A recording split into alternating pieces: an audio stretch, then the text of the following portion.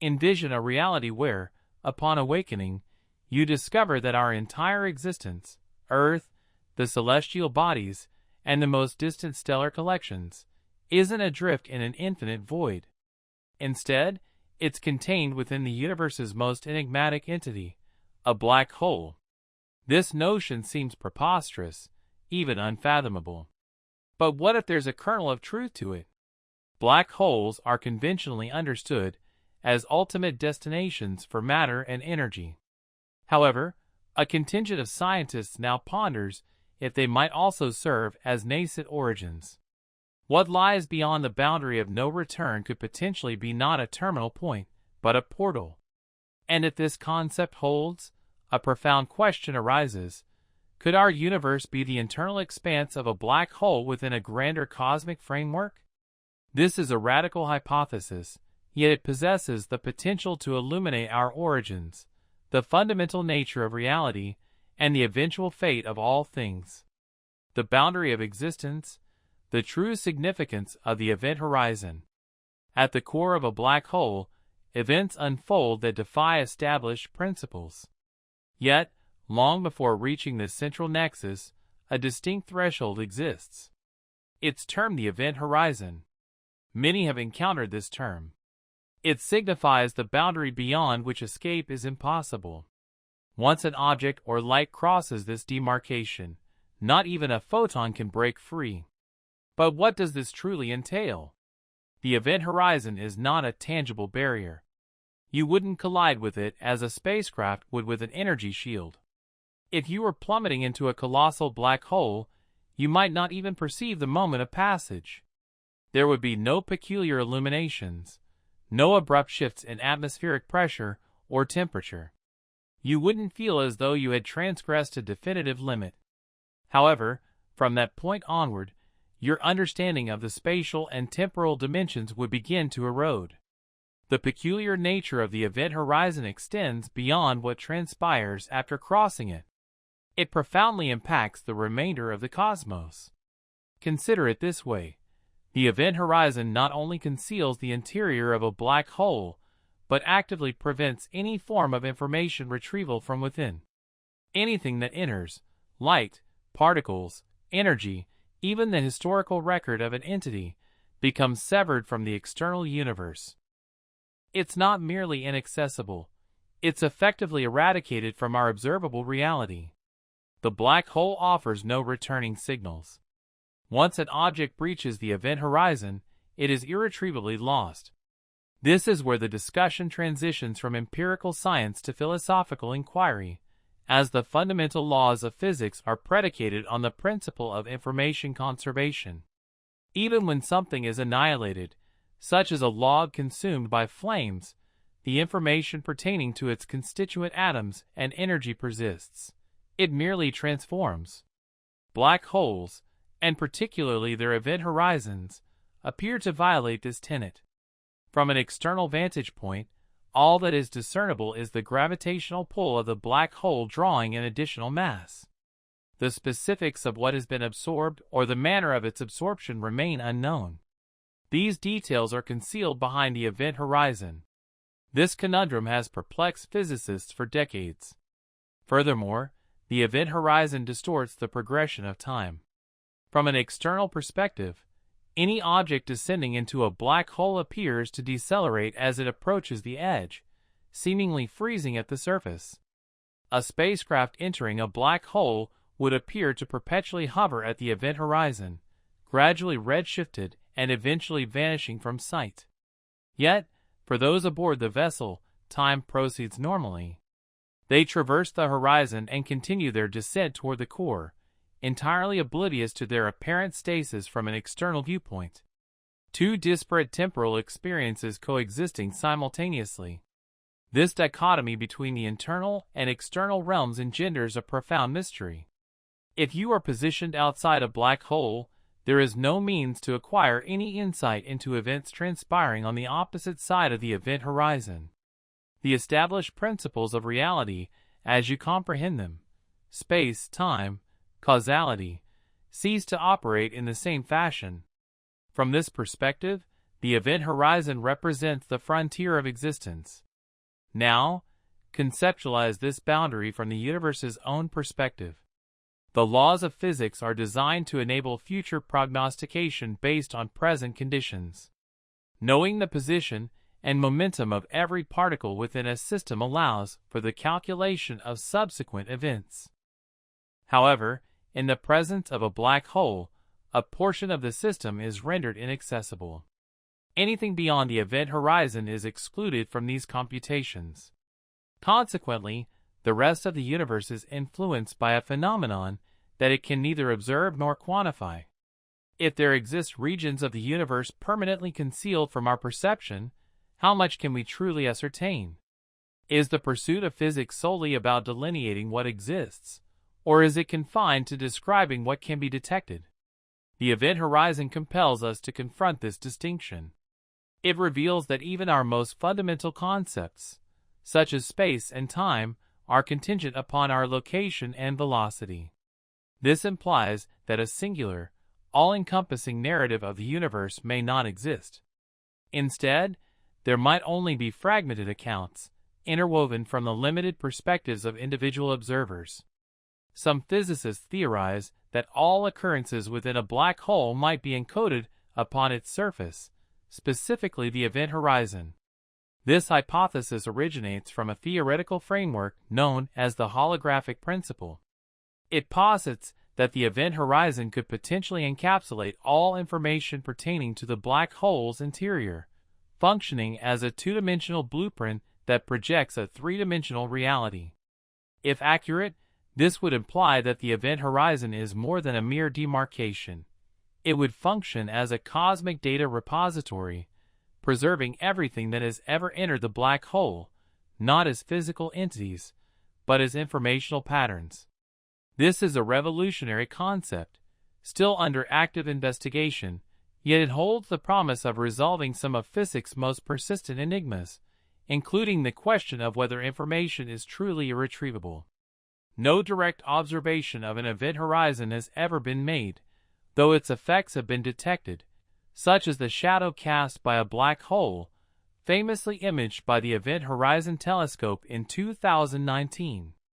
This shadow was not the event horizon itself, but rather indicated its precise location. It was the absence of light, sculpted by gravitational forces, a spectral silhouette defined not by presence, but by the exclusion of egress.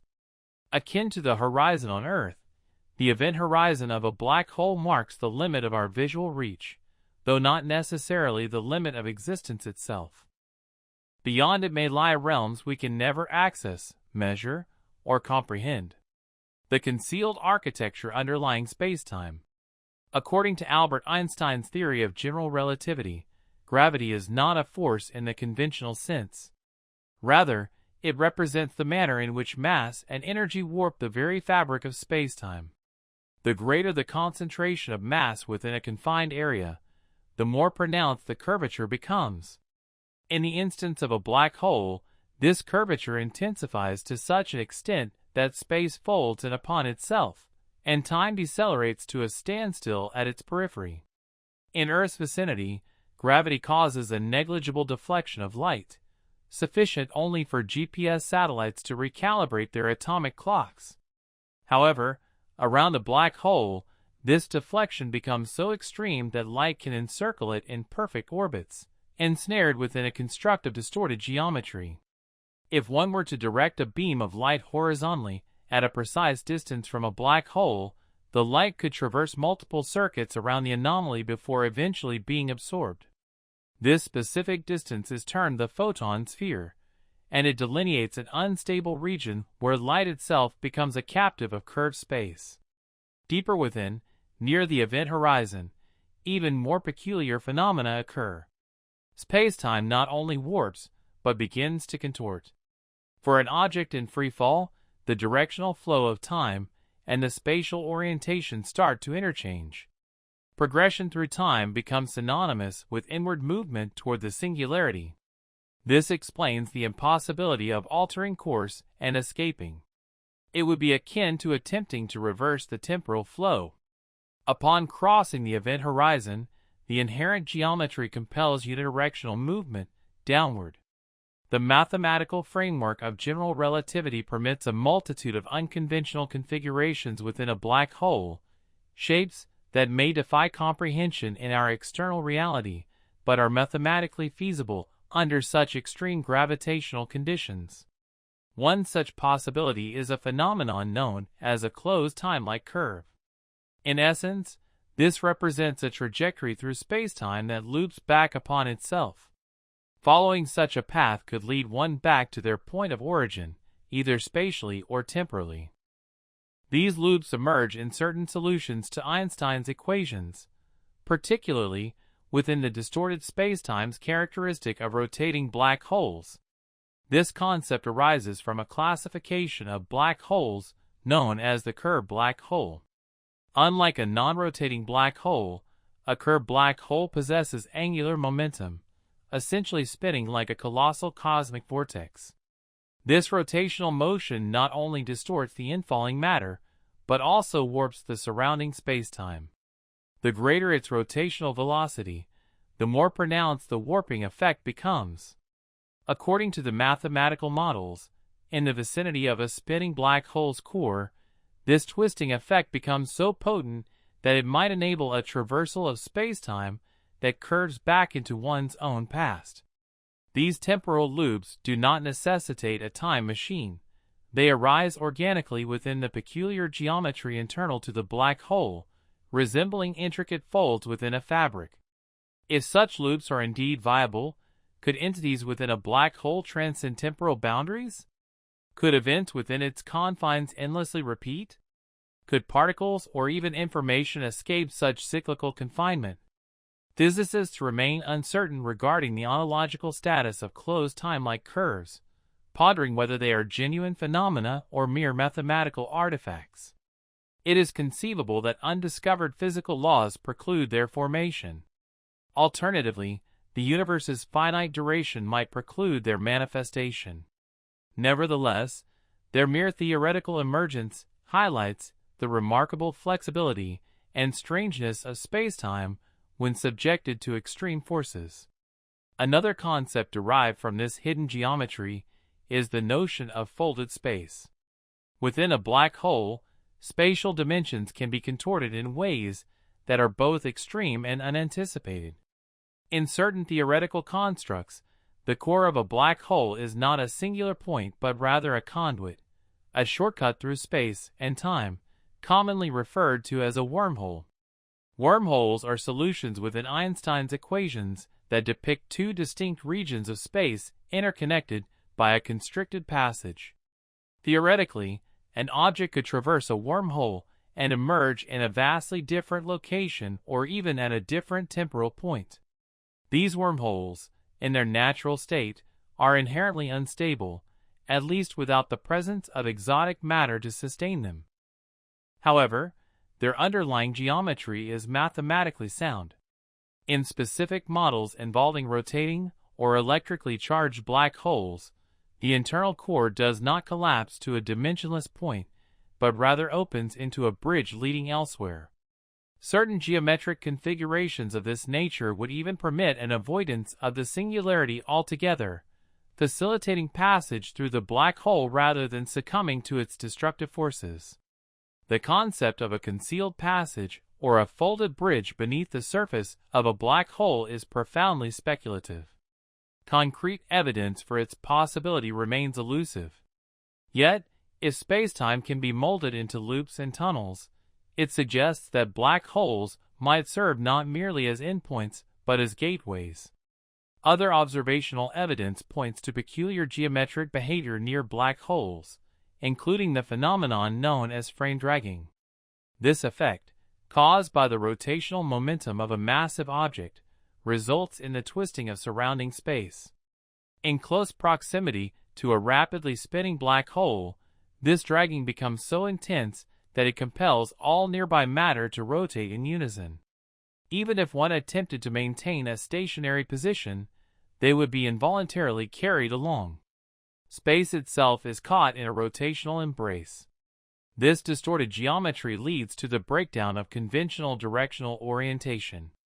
the concepts of up and down lose their usual significance. Time begins to flow in aberrant directions.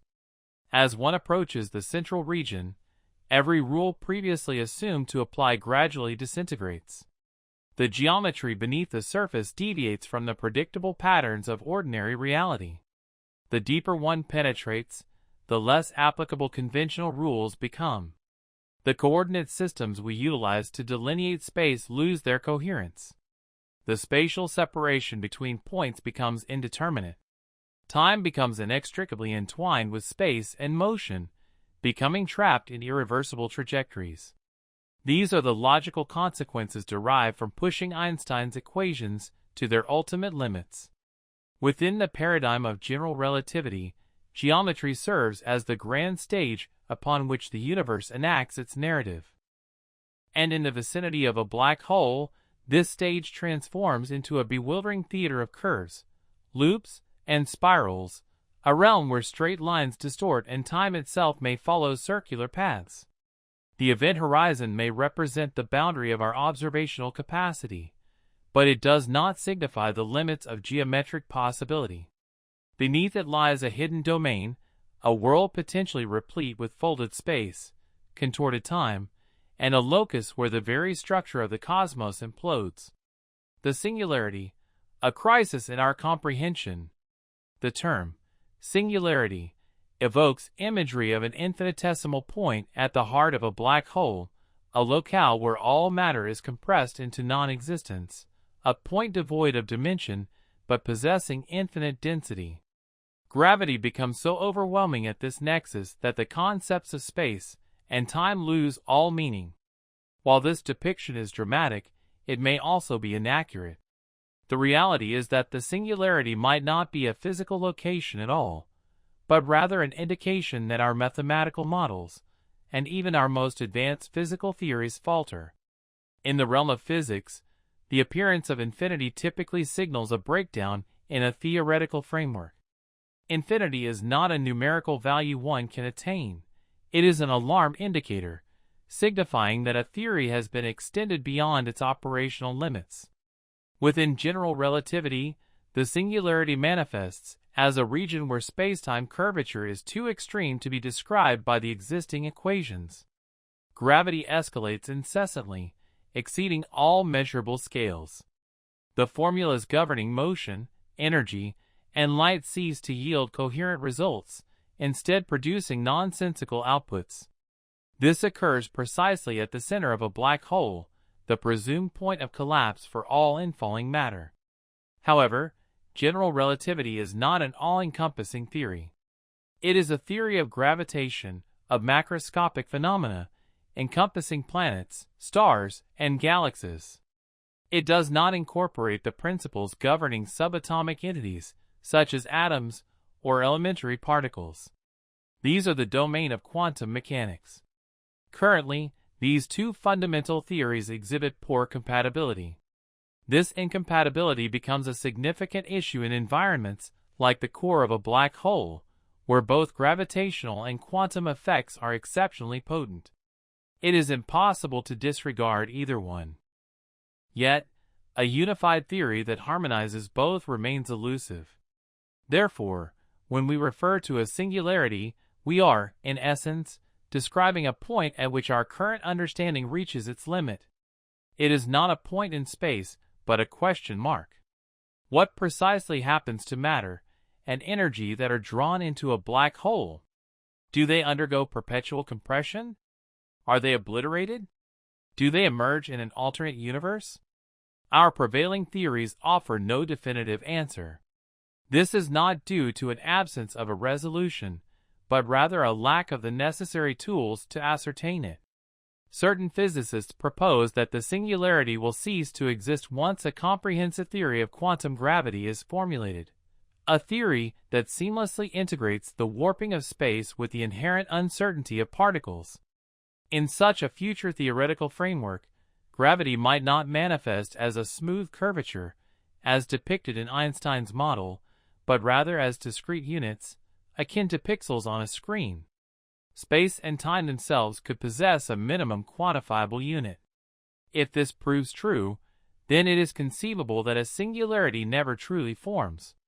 What appears as a point of infinite compression might, in reality, be a form of quantum structure. Preliminary indications suggest this possibility. Some interpretations of quantum gravity, such as loop quantum gravity, posit that space is composed of minute loops. Within this framework, when matter collapses under gravitational influence, it does not form a genuine singularity.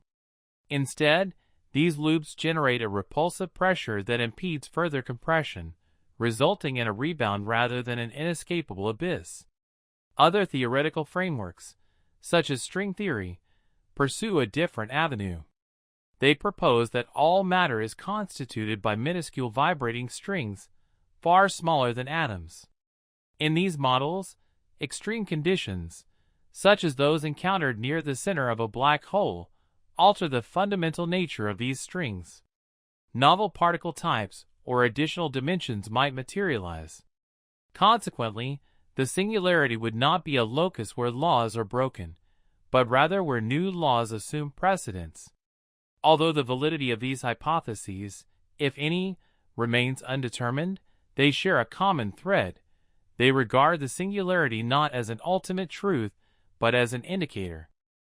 It signifies the boundary of our current knowledge, the point where our conceptual map ends. Additional evidence suggests that the singularity does not represent a complete explanation.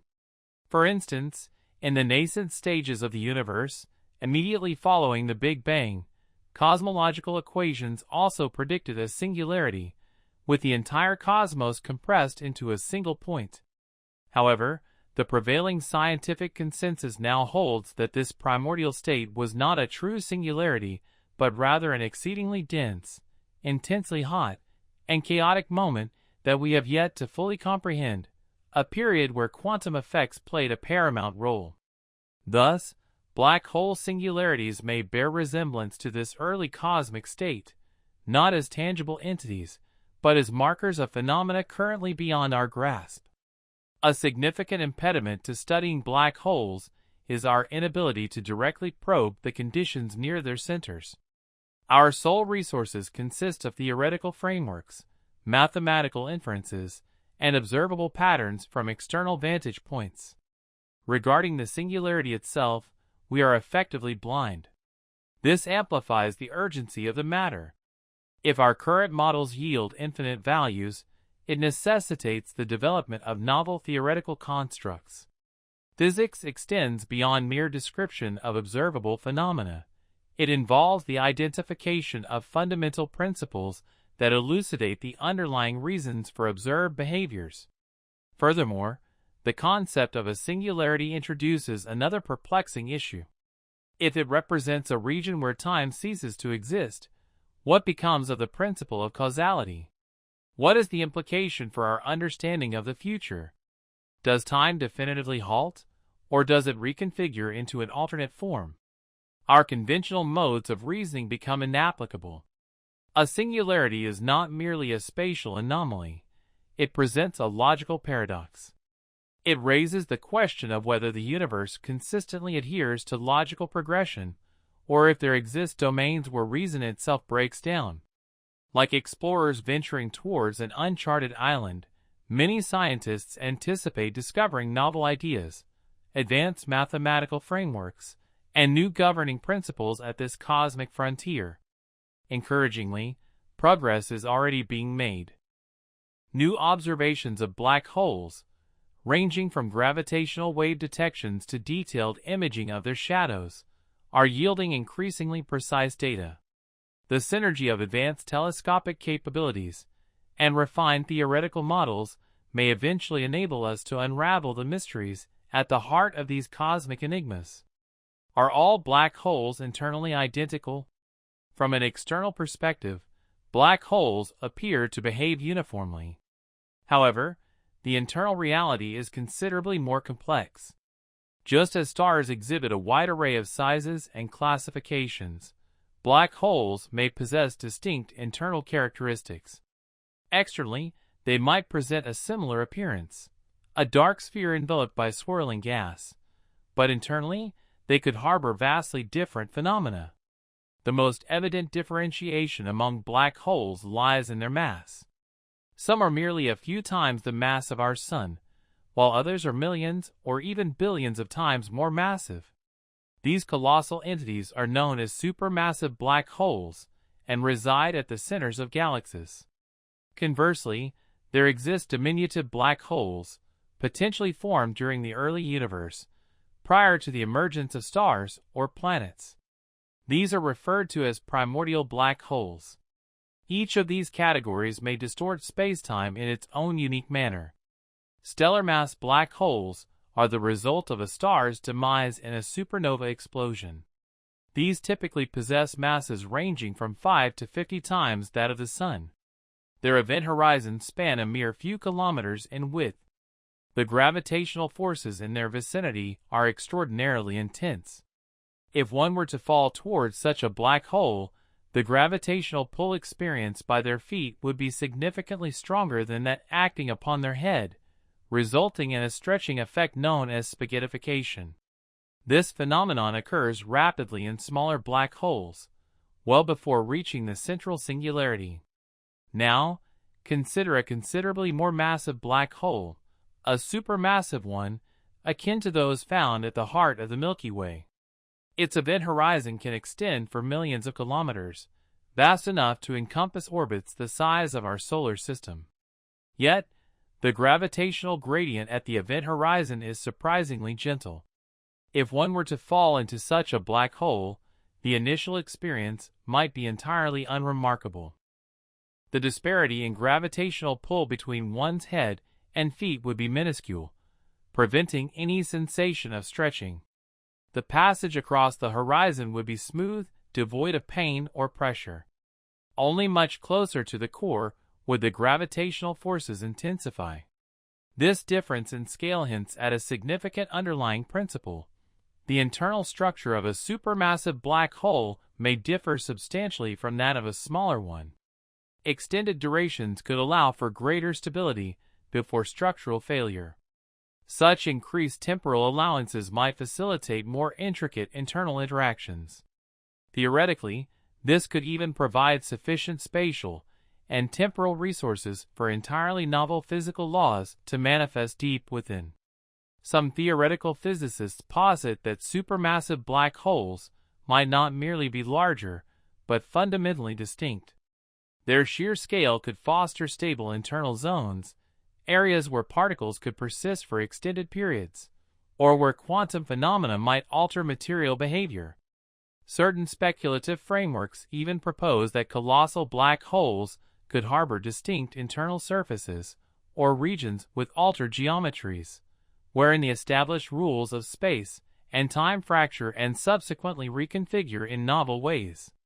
Then, there is the concept of primordial black holes, diminutive, ancient entities that may have coalesced shortly after the Big Bang.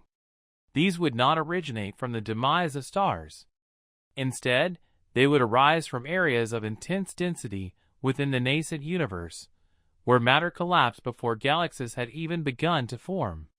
Some might be comparable in size to an asteroid. Others could possess a mass exceeding that of the Moon. Theoretically, these black holes could persist to the present day, concealed throughout the cosmos. A number of scientists have even contemplated their potential role in constituting dark matter. If primordial black holes are indeed real, their interiors could exhibit characteristics unlike anything else observed in the universe. As they did not originate from stellar processes, they would not carry the same history of gravitational collapse.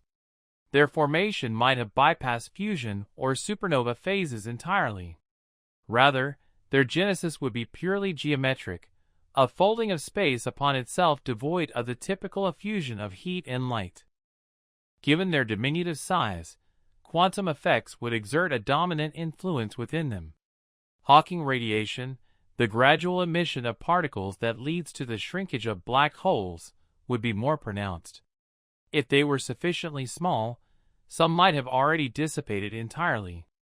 Should they still exist, their internal characteristics might be governed more by quantum fluctuations than by classical gravitational forces.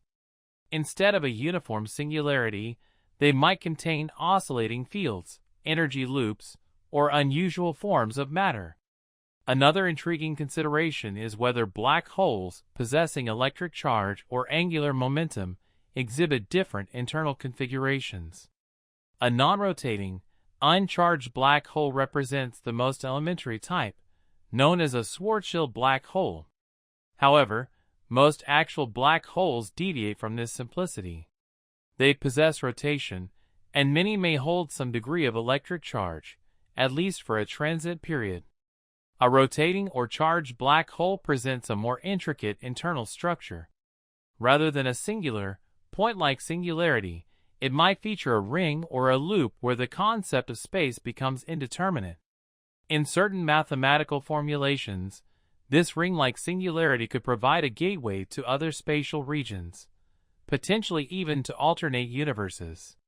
Before such a transition could occur, however, an intervening factor might arise: instability. The internal architecture of rotating black holes may be inherently unstable. As matter accretes and rotational momentum accumulates, the geometry could undergo such extreme warping that the interior becomes chaotic. Minor perturbations could propagate into significant disruptions, dismantling any semblance of ordered internal structure.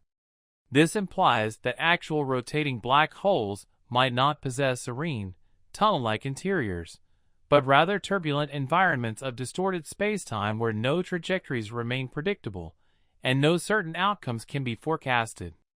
Electrically charged black holes, referred to as Reissner-Nordstrom black holes, possess their own peculiarities. Mathematical models suggest they could possess not one, but two event horizons, an external one and an internal one. The region situated between these horizons is one where temporal and spatial dimensions intermingle in peculiar ways. Theoretically, this arrangement permits highly unusual scenarios, such as objects traversing from one horizon to the other without immediately encountering the singularity. However, this remains largely a theoretical construct. In practical terms, electric charge might not persist for long. The black hole could rapidly neutralize itself, and its internal structures might collapse before they could fully materialize. These represent merely a few illustrative instances, all pointing towards a singular conclusion. The internal composition of a black hole is unlikely to conform to a universal standard. It could be contingent upon its formation process, its mass, whether it rotates, the nature of the matter that fell into it, and the rate of accretion. Two black holes of identical mass might exhibit vastly different histories and internal characteristics. Consequently, what transpires when black holes undergo collision and merger? Is the internal structure of each preserved? Or is all previous content eradicated and replaced by something entirely novel?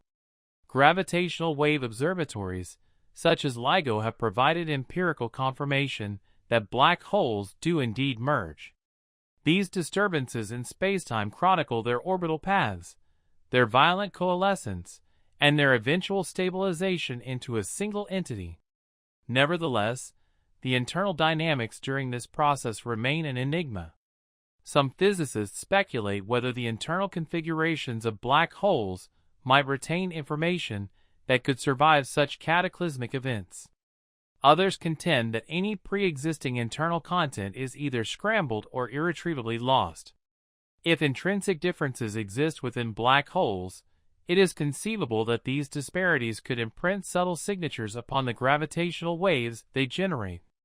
Future detection instruments might possess the capability to discern these patterns. The notion of a universe contained within a black hole. Is this a serious scientific proposition or merely metaphorical?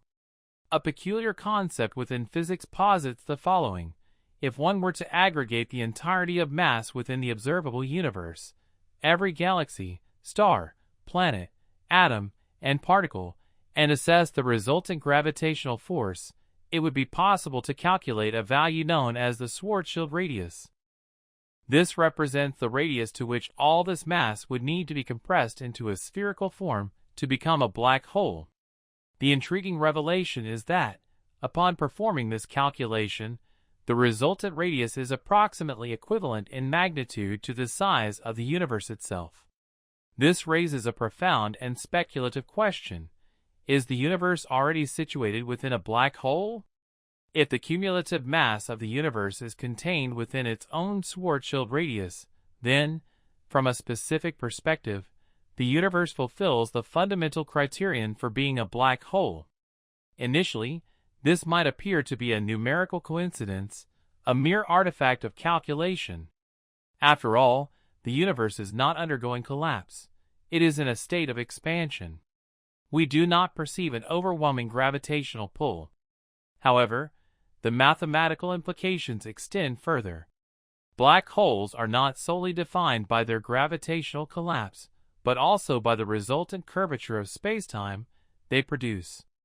If the geometry bears a resemblance, even within an expanding framework, the question gains significant weight. Certain physicists have investigated this hypothesis by drawing parallels between the internal structure of a black hole and models describing our expanding universe. Surprisingly, in some instances, these descriptions exhibit striking similarities. The progression of time, the expansion of distances, and the behavior of light can all align, contingent upon the specific model employed.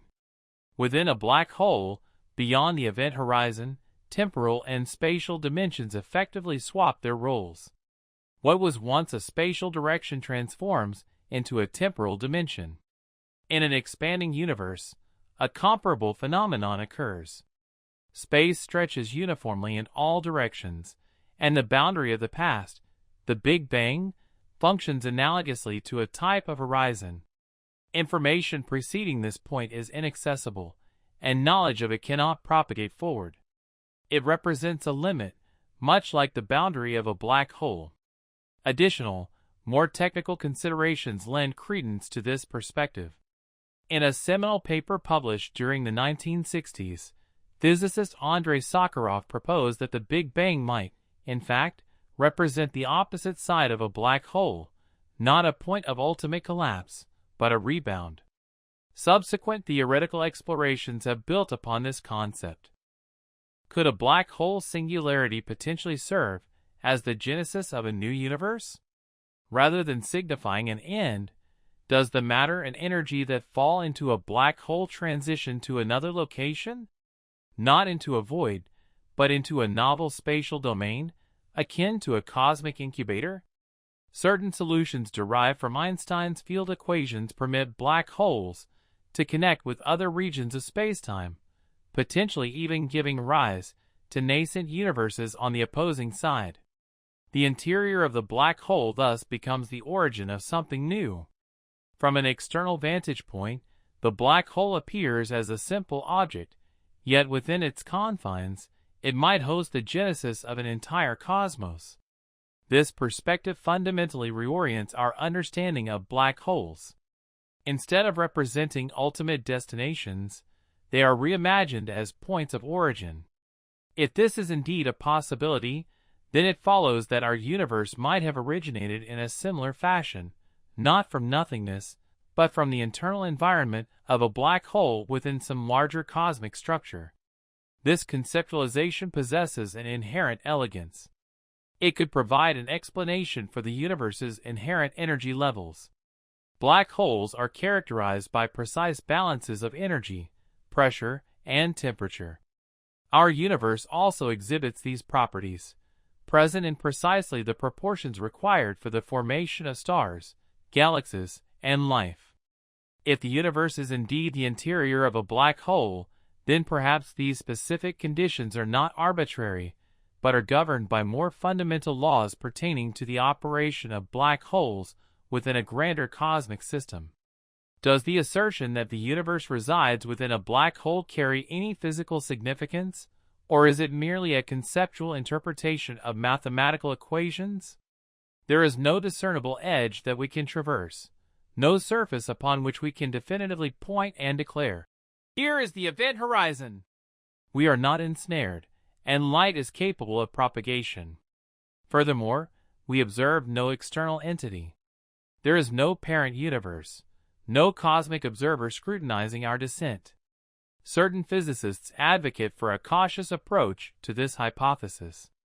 The mere similarity of equations does not automatically imply equivalence in the physical situations they describe. Within a black hole, the event horizon is a precisely locatable boundary from an external perspective. In our universe, no such external viewpoint exists. There is no vantage point from which an observer can look down upon the universe's purported edge. From our internal perspective, we experience expansion, the flow of time, and the fabric of space. However, we lack the capacity to step back and encompass the entirety of it simultaneously. Others maintain that this precisely illustrates the point.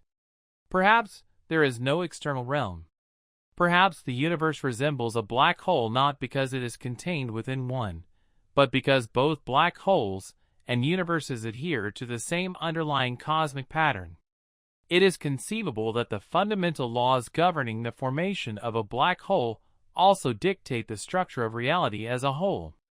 Each black hole, upon its formation, might give rise to a new universe within its interior. Our universe could be one among countless others, born from the gravitational collapse of a massive star in a different cosmic domain. Correspondingly, every black hole within our universe might serve as a progenitor for another cosmos, concealed beyond its event horizon.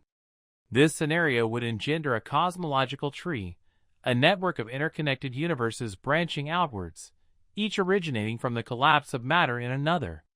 This concept, known as cosmological natural selection, has been investigated by scientists such as Lee Smolin. Within this framework, black holes are posited as the mechanisms of creation, generating new universes with each instance of gravitational collapse. What was once regarded as a terminal point in physics, a region where all physical laws cease to apply, is now being re-envisioned as a portal. As of yet, there is no direct observational evidence to substantiate the notion that our universe is contained within a black hole. This concept stems from theoretical conjecture rather than empirical data. However, the very fact that reputable physicists are contemplating these profound questions underscores the potential strangeness and inherent flexibility of reality. It is plausible that in the future, our understanding of the universe's nascent moments will deepen. We may gain greater insight into singularities, quantum gravity, and the fundamental geometry of spacetime. At such a juncture, it might become apparent that black holes and universes are not distinct concepts, but rather two facets of the same underlying phenomenon, interconnected by geometry, energy, and the enigmatic logic of spacetime. Does the cosmic horizon function comparably to an event horizon? Regardless of the advancements in our telescopic capabilities, a definitive limit exists to the extent of our observational reach. This limitation is not attributable to intervening dust or darkness, but arises from a more fundamental principle, the finite speed of light and the ongoing expansion of the universe. This boundary is termed the cosmic horizon. Beyond this limit, space undoubtedly exists, but the electromagnetic radiation originating from those regions has not had sufficient time to traverse the intervening distance and reach us. It is not merely a matter of excessive remoteness. Rather, according to the principles of physics, it is fundamentally impossible for us to ever perceive what lies on the other side.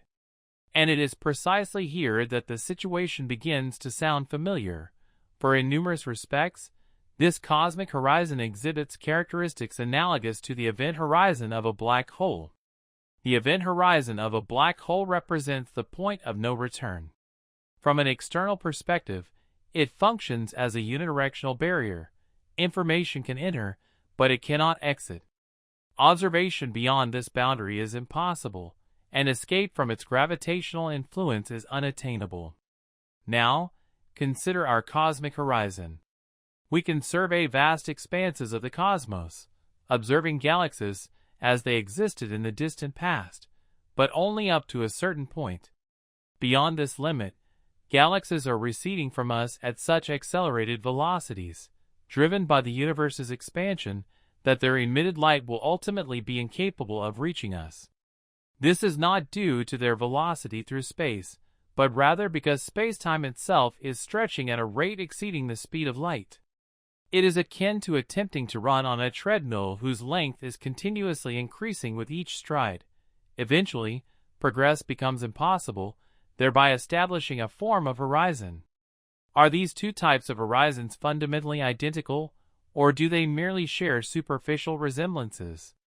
To address this, it is beneficial to examine the operational principles of each. A black hole's event horizon is a localized phenomenon, encircling a singular object with an immensely powerful gravitational field. Its characteristics are determined by the black hole's mass and rotational velocity. From an external viewpoint, the event horizon remains a constant, unchanging boundary. The cosmic horizon, conversely, is not associated with a singular object but pertains to the entirety of the universe. Its nature evolves over time. In the early universe, the cosmic horizon was considerably smaller, a consequence of the limited duration available for light propagation. As the universe aged, the horizon expanded.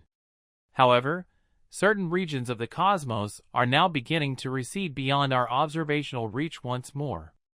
Galaxies that are currently visible will eventually move beyond our capacity to detect them. Their light will cease to arrive. They will effectively disappear, not because they have physically relocated, but because the horizon has converged upon them. Nevertheless, these two distinct types of horizon share some surprising commonalities. Both serve to obscure information, and both are associated with a temperature. While this may seem counterintuitive, within the framework of quantum physics, horizons are not inert boundaries, but active entities. Black holes emit Hawking radiation, a phenomenon arising from quantum effects near the event horizon. Similarly, the cosmic horizon possesses its own characteristic temperature, intrinsically linked to the universe's rate of expansion. This temperature is exceedingly low, colder than any achievable vacuum, yet it is not absolute zero. This implies that spacetime itself, even in regions devoid of celestial bodies, exhibits a form of thermal radiation connected to its horizon. Is the cosmic horizon merely a limitation on our knowledge, or does it represent a tangible entity, a boundary within spacetime? If it is indeed a physical boundary, does this imply that we are confined within something analogous to the interior of a black hole? Some physicists have contemplated the existence of a kind of event horizon for observers like ourselves, not within a black hole, but within the universe itself. This concept is sometimes referred to as a de Sitter horizon, named after a cosmological solution to Einstein's equations that describes a universe undergoing perpetual expansion. In this specific solution, every observer possesses a unique horizon, establishing a limit to their perceptual range, determined by their location and the manner in which the universe expands around them. These horizons exhibit many behaviors consistent with those of a black hole's event horizon. They obstruct information, they possess entropy, and, at least theoretically, they radiate. If this is the case, then perhaps the universe is more akin to a black hole than previously surmised, in the sense that it incorporates boundaries inherent to the geometry of spacetime. We may not be situated within a black hole, but we are nevertheless encompassed by a horizon. This is not a material surface, but rather a boundary of limitations, a locus where our knowledge, our transmitted signals, and our capacity for interaction with the broader universe reach their terminus. In both scenarios, the black hole and the universe, the horizon is not fixed in absolute terms. Its nature is observer-dependent. Within a black hole, an individual in freefall does not perceive the event horizon as a distinct barrier. To them, there is no abrupt demarcation. However, for an observer situated externally, the horizon is a palpable and enduring reality. In the context of the universe, a similar phenomenon unfolds. Depending on an observer's spatial coordinates and trajectory, their cosmic horizon might differ subtly. They might perceive a distinct portion of the celestial sphere or encounter a unique limitation on their observational scope. This implies that horizons are not absolute but are integral to the manner in which observers engage with the universe. Their characteristics are shaped by motion, perspective, and the temporal flow. Consequently, the very nature of reality might vary for different observers, not merely in its appearance, but in what objectively exists for them. This principle, known as horizon complementarity, suggests that no single observer can apprehend the entirety of existence. Each individual apprehends a partial representation. Within a black hole, the experience of an infalling observer and one remaining at a distance diverges, and both perspectives are considered valid. Within the universe, each of us possesses a cosmic horizon dictated by our past, our movement, and our spatial positioning. Beyond this limit, access is impossible. Therefore, in a conceptual sense, each individual inhabits a personal sphere of influence that delineates what is considered real for them. There may exist regions beyond our observational reach, events unknown to us, and galaxies we can never visit. This is not due to a deficiency in our intellectual capacity, but rather to the fundamental laws that govern the universe. In this regard, the cosmic horizon functions similarly to an event horizon, a reminder that we exist within a universe characterized by limits, not impermeable walls, but inherent boundaries. And, much like the boundary of a black hole, these limitations may impart profound insights into the fundamental structure of reality. The holographic universe, a projection originating from a higher dimensional surface. In the 1970s, physicist Jacob Bekenstein proposed a remarkable hypothesis. Black holes might, in fact, retain information, not internally, but upon their external surface. The capacity of a black hole to store information appeared to be correlated not with its internal volume, but with the surface area of its event horizon, the intangible boundary encircling it. This concept suggested that, in some manner, the surface of a black hole encapsulates all the information pertaining to the matter that has fallen into it. Stephen Hawking subsequently introduced an additional nuance. He demonstrated that black holes are not entirely devoid of emissions. They can radiate due to quantum effects near the horizon. Over time, they diminish and eventually evaporate. However, if they are losing mass and the information is stored on their surface, what becomes of that information when the black hole ceases to exist? Physicists engaged in extensive debate over this question for several decades. Some posited that information was annihilated, a concept that contravenes the fundamental principles of quantum mechanics. Others theorized that it might be preserved within the Hawking radiation itself, albeit in a thoroughly scrambled form. Nevertheless, an alternative hypothesis gradually gained traction, one that fundamentally inverted the problem. What if the information concerning all that resides within a black hole is not truly located inside, but is somehow encoded upon its surface? Not merely stored there, but authentically represented. What if the three-dimensional content of a black hole is, in essence, a hologram, a projection emanating from a two-dimensional surface? In common parlance, a hologram is a flat image that creates the illusion of three-dimensionality. Those who have encountered one are familiar with this optical trick. The image is inscribed on a two-dimensional medium, but the way light interacts with it generates the perception of depth. However, within the holographic principle, this is not merely an illusion.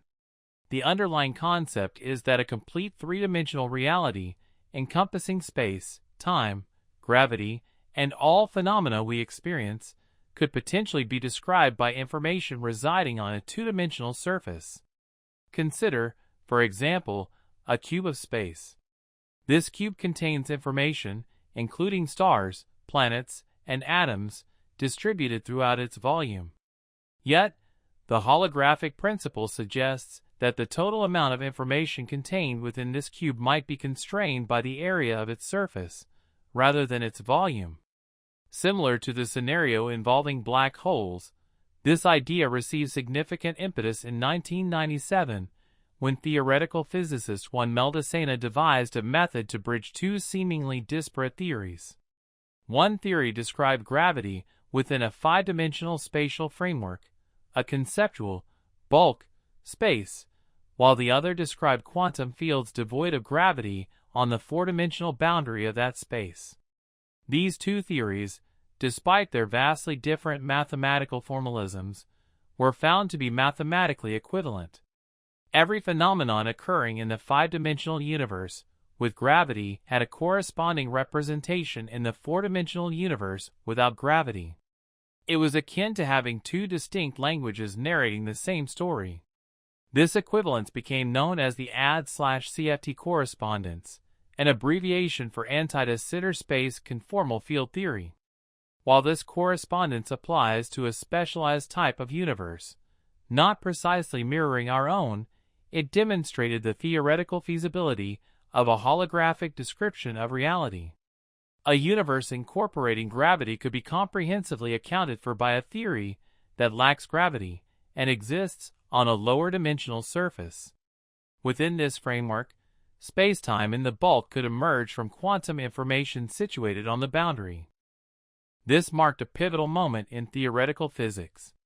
If a dual nature could exist within such an engineered environment, might a comparable phenomenon extend to our own cosmos? Our universe is experiencing expansion, and we do not reside in anti-de Sitter space. However, this conceptual leap opened novel avenues for contemplating gravity, the principles of quantum mechanics, and the storage of information. An increasing number of scientists began to ponder, what if our entire observable reality is akin to a holographic projection? If this supposition holds true, then the three-dimensional existence we perceive, the orbital paths of celestial bodies, the progression of time, and the grand architecture of galaxies could merely be a manifestation. The fundamental data of the cosmos might reside on a remote frontier, possibly far beyond the limits of our cosmic horizon. All that surrounds us would behave as if it were entirely three-dimensional. Yet, at a more profound level, the governing principles could originate from a flat informational plane existing on a two-dimensional surface. While this notion sounds extraordinary, there are valid reasons to give it serious consideration. For instance, the holographic principle offers a solution to the information paradox associated with black holes. If the information is preserved on the surface, it is not irretrievably lost. Furthermore, it provides a framework for reconciling quantum mechanics and gravity, two theoretical frameworks that are typically at odds. Within quantum theory, information is conserved. In the realm of gravity, space possesses the capacity to stretch, distort, or even rupture. However, if gravity itself is an emergent property arising from quantum information on a less dimensional surface, then perhaps we need not quantize space itself. Perhaps space is a secondary effect, rather than a foundational element. Another indicative sign exists as well. When scientists endeavor to calculate the quantity of entropy, which serves as a measure of disorder or concealed information within a specific spatial region, they consistently discover that the maximum achievable entropy is correlated with the boundary area of that region, not its volume. This recurring observation is made in the context of black holes, quantum field theories, and even in straightforward hypothetical scenarios. It strongly suggests that nature is attempting to convey a profound message. Information resides on surfaces. Nevertheless, numerous inquiries persist. If the universe operates as a hologram, where is the projection screen located? What precisely constitutes the boundary? Is it the cosmic horizon, a theoretical boundary at infinity, or something else entirely, a location we cannot even pinpoint within conventional spatial dimensions? And what are the implications for the nature of reality itself? If our universe is a projection, does that alter the significance of our present existence? Are we merely shadows cast by information? Is time itself an integral part of this projection? the definitive answers remain elusive. For the present, the holographic principle stands as a potent concept, and proven, but intrinsically linked to our most robust scientific theories. It presents a novel perspective on the cosmos, not as a realm composed of matter and energy, but as an intricate system of encoded information unfolding across an unseen cosmic surface. The world we inhabit may be tangible, but it could also be a reflection of something far more fundamental. A narrative inscribed on a distant boundary, playing out like a spectral image in the darkness. Could the Big Bang have originated from a white hole? The Big Bang is commonly understood as the genesis of all existence, with space, time, matter, and energy erupting outward from a singular point. But what if the Big Bang was not the inception of everything, but rather the consequence of a preceding event? Certain physicists entertain the possibility that the Big Bang was not a beginning at all, but an occurrence triggered by a highly anomalous entity, designated as a white hole. A white hole represents a peculiar, and still largely theoretical concept. It is hypothesized to be the antithesis of a black hole. Whereas black holes inexorably draw matter inward, never to release it, a white hole operates in reverse. Nothing can enter its confines, and all that is contained within is propelled outward. If one were to envision time flowing in reverse within a black hole, it would manifest characteristics analogous to a white hole. Instead of imploding inward, everything would be compelled to violently expand outward. Mathematically speaking, inverting the temporal direction in the equations governing a black hole yields a phenomenon behaving like a white hole. To date, no such entity has ever been observed. Black holes, conversely, are ubiquitous. Their presence has been detected through the orbital movements of stars in their vicinity, the emission of X-rays as they consume matter, and even the gravitational waves produced during their collisions. White holes, however, remain entirely hypothetical. Yet, the mathematical underpinnings are sound, at least in theoretical terms. The Big Bang itself presents as an explosion, a sudden inflation of intensely hot, dense matter into space. Therefore, why not simply assert that it was a white hole and conclude the discussion? The connection, however, extends beyond this superficial resemblance. A white hole does not merely explode randomly. It is often conceptualized as the ultimate outcome of something that has been confined within a black hole. Consequently, if the Big Bang was the explosive event of a white hole, then perhaps the matter and energy observed in our universe today originated from something that entered a black hole in another cosmic domain.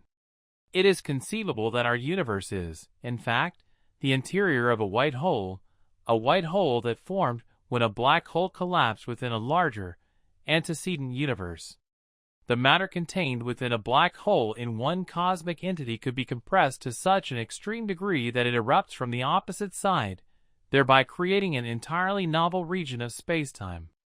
Certain hypotheses within the framework of loop quantum gravity suggest that black holes do not terminate in singularities. All matter that falls into them undergoes compression, but instead of being crushed to an infinitesimal point, it undergoes a rebound. If such a phenomenon occurs, then the far side of a black hole could resemble a white hole, with all the trapped matter expelling outward once more into a new spatial domain. Each black hole could potentially serve as the genesis of a new cosmos. And from an internal perspective, the nascent universe might never discern its extraneous origin. Its inhabitants would witness their universe expanding outward, much like we do. They would trace their cosmic history back to a period of intense heat and density, what we term the Big Bang. However, they would remain unaware that this initial expansion originated from a collapse within another universe. This perspective offers solutions to several profound questions. One such question pertains to the origin of time. If time commenced with the Big Bang, from where did it originate?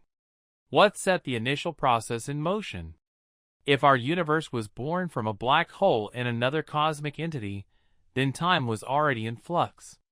the Big Bang would not represent the ultimate origin of time, but rather a continuation of a temporal continuum that began elsewhere. Another query concerns the interiors of black holes. If nothing ever escapes a black hole, where does all the constituent matter ultimately go? Is it perpetually trapped? Does it cease to exist? Or does it find a means of egress? The white hole concept offers a potential exit. Rather than being annihilated, the matter is reprocessed. It reemerges in a transformed state within a novel cosmos. It is important to acknowledge that this hypothesis is fraught with challenges. Firstly, we possess no direct empirical evidence for the existence of white holes. None have been detected, and their theoretical behavior might render them inherently unobservable. Secondly, the conditions requisite for the formation of a white hole could be exceedingly rare, or even unattainable, within our current universe. Thirdly, we lack certainty regarding whether the established laws of physics would permit such an interrelationship between black holes and nascent universes. Nevertheless, certain observations lend credence to this concept. When we examine the universe as it exists today, we observe a remarkable degree of uniformity and smoothness. The temperature of the cosmic microwave background radiation is virtually identical across all directions. This uniformity is perplexing, as those regions of space were never in direct causal contact with each other, and therefore should not have had the capacity to synchronize their temperatures. This phenomenon is known as the horizon problem. Inflation, a theory positing that the early universe underwent an epoch of accelerated expansion exceeding the speed of light, provides a solution to this enigma.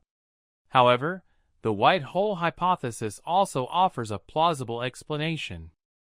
If the matter comprising our universe originated from a black hole, it would have been compressed into a highly concentrated state prior to the rebound, allowing for thermal equalization before its subsequent expansion. The white hole model presents an alternative framework for interpreting the same observational data. Furthermore, there is the concept of cosmic censorship, a principle within general relativity stipulating that singularities must invariably be concealed behind event horizons. If this principle holds true, it implies that we should never directly perceive the central region of a black hole. However, what if the Big Bang represented a singularity that is, in fact, observable? Such an event would contravene the established rule, unless it was not a true singularity. If it were a white hole, then the initial expansion might represent the visible manifestation of something far more profound. Certain elaborations of this idea also connect back to the holographic principle. If spacetime is an emergent phenomenon, arising from quantum information situated on a boundary, then it is plausible that the process of forming a new universe constitutes a transformation in the manner information is encoded. A black hole within one system could effectively become a white hole in another, through a shift in observational perspective or descriptive framework.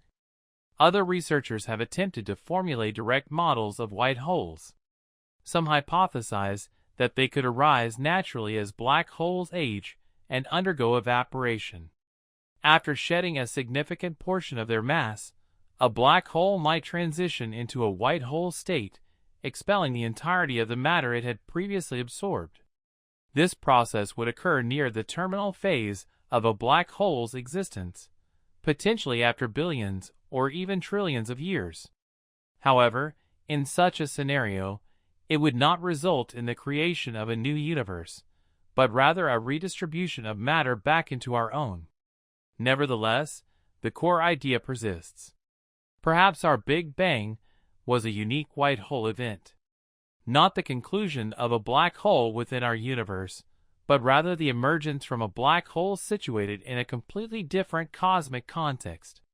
When cosmic entities undergo collapse, do black holes act as the genesis for new Big Bang events? If black holes can form from the gravitational collapse of stars, then what transpires when a phenomenon of far greater magnitude collapses, such as an entire universe? Could such an event also give rise to something novel? A collapsing universe might conceivably form an entity analogous to a black hole within a higher dimensional spatial framework. And what lies on the opposing side of such an event could be an entirely new universe, expanding outward, oblivious to its origins. Within our present universe, space is undergoing expansion. However, this has not always been the case, and it is conceivable that this trend may not persist indefinitely. In certain cosmological models, the expansion does not continue eternally. Ultimately, the force of gravity could decelerate this expansion, bring it to a halt, and subsequently reverse it. All matter would then begin to draw back together. Galaxies would converge, stars would extinguish, matter would aggregate, and space would contract. Time would accelerate progressively as everything hurtles towards a final state of collapse, a phenomenon known as a Big Crunch. This Big Crunch would represent the inverse of the Big Bang. Instead of a sudden surge of growth, it would manifest as a gradual yet inexorable implosion. The universe would diminish to a singular point, and the density of matter and energy would escalate to a degree where the established laws of physics would no longer be capable of describing the prevailing conditions. Analogous to the singularity at the core of a black hole, this ultimate point would become a singularity. If the demise of a massive star can lead to the creation of a black hole, it is plausible that the demise of an entire universe could lead to the inception of something considerably grander. Similar to a black hole, this cosmic collapse might signify the commencement of something new on its opposite side. Certain researchers envision this occurring within a higher dimensional spatial construct. We are accustomed to conceptualizing reality in three spatial dimensions: up, down, left, right, forward, backward, in addition to the dimension of time. However, some physical theories propose the existence of additional dimensions, ones that we do not directly perceive. Within a spatial framework encompassing more dimensions, it is theoretically possible for our entire universe to collapse into a structure resembling a black hole. This collapse would not occur within our own spatial dimensions, but within this encompassing higher dimensional realm. From this external vantage point, our universe would appear as a colossal object undergoing contraction and collapse. However, from an internal perspective, from our viewpoint, the outcome could be the genesis of a new, expanding spacetime, akin to another Big Bang. This conceptual framework appears in several distinct theories. One such theory is cosmological natural selection. It posits that each time a black hole forms, it may engender a baby universe on the other side of its event horizon. Such a nascent universe might possess physical laws that deviate slightly from our own. For instance, it could exhibit a different mass for fundamental particles, a varying gravitational constant, or a distinct interplay of fundamental forces. If this hypothesis is accurate, then universes could be likened to living organisms. Those that are adept at forming black holes would propagate more offspring. Universes less efficient at black hole formation would produce fewer, and eventually cease to exist. Over extended periods, this process would foster a form of cosmic evolution. Universes possessing the precise conditions for the formation of stars and black holes, much like our own, would become increasingly prevalent through this peculiar mechanism of natural selection. An alternative interpretation of this concept originates from loop quantum cosmology, wherein the conclusion of one universe naturally ushers in the beginning of another. Some theoretical models extend this idea further, suggesting that each individual black hole formed within our universe could serve as the progenitor of a new, distinct universe. Such a universe would branch off from ours, becoming disconnected in terms of both space and time. From its internal perspective, it would appear as an entirely fresh commencement. However, from a broader perspective, it would constitute merely one leaf on an ever-expanding tree of universes. Within this model, reality is conceptualized as a multiverse, a vast aggregation of universes, each originating from the demise of another. But where does this process unfold? If a collapsing universe transforms into a black hole within a higher dimensional space, what is the nature of that space? What does it signify for one universe to exist within another? Definitive answers to these questions are not yet available. These concepts push the boundaries of our comprehension, compelling us to contemplate phenomena beyond our observable reach and beyond the full descriptive capabilities of our current mathematical frameworks. If black holes give rise to new universes, and those universes, in turn, contain stars that form their own black holes, then this generative cycle could persist indefinitely. Each universe gives birth to additional black holes, and each black hole becomes the origin of a new universe. This represents a cosmic chain reaction, not merely involving the formation and dissolution of stars and galaxies, but the very genesis of entire universes from others. Over time, a comprehensive ecosystem of universes could emerge, each interconnected in ways that currently elude our measurement and observation. Some physicists refer to this concept as the fecund universe hypothesis, describing a universe that is inherently fertile, perpetually giving rise to others. From this viewpoint, our universe is merely one among a multitude, an integral part of a grander pattern that extends beyond our observable horizon and temporal scope. These other universes may remain perpetually inaccessible to us. However, if they do exist, then our existence is part of something far more expansive than we have ever envisioned. If universes evolve by creating an increased number of black holes, then perhaps this explains why the fundamental laws of physics appear so finely calibrated. The gravitational constant, the masses of elementary particles, and the forces governing their interactions, all of these could have been shaped by the imperative to form stars and black holes. In essence, our universe may not be a matter of chance. It could be the product of an extended cosmic history. How could we ascertain if we are inhabiting the interior of a black hole? If our existence is confined within a black hole, the most pressing question that arises is how we would ever become aware of this reality. From our current vantage point, the universe appears vast, boundless, and characterized by galaxies drifting ever further apart.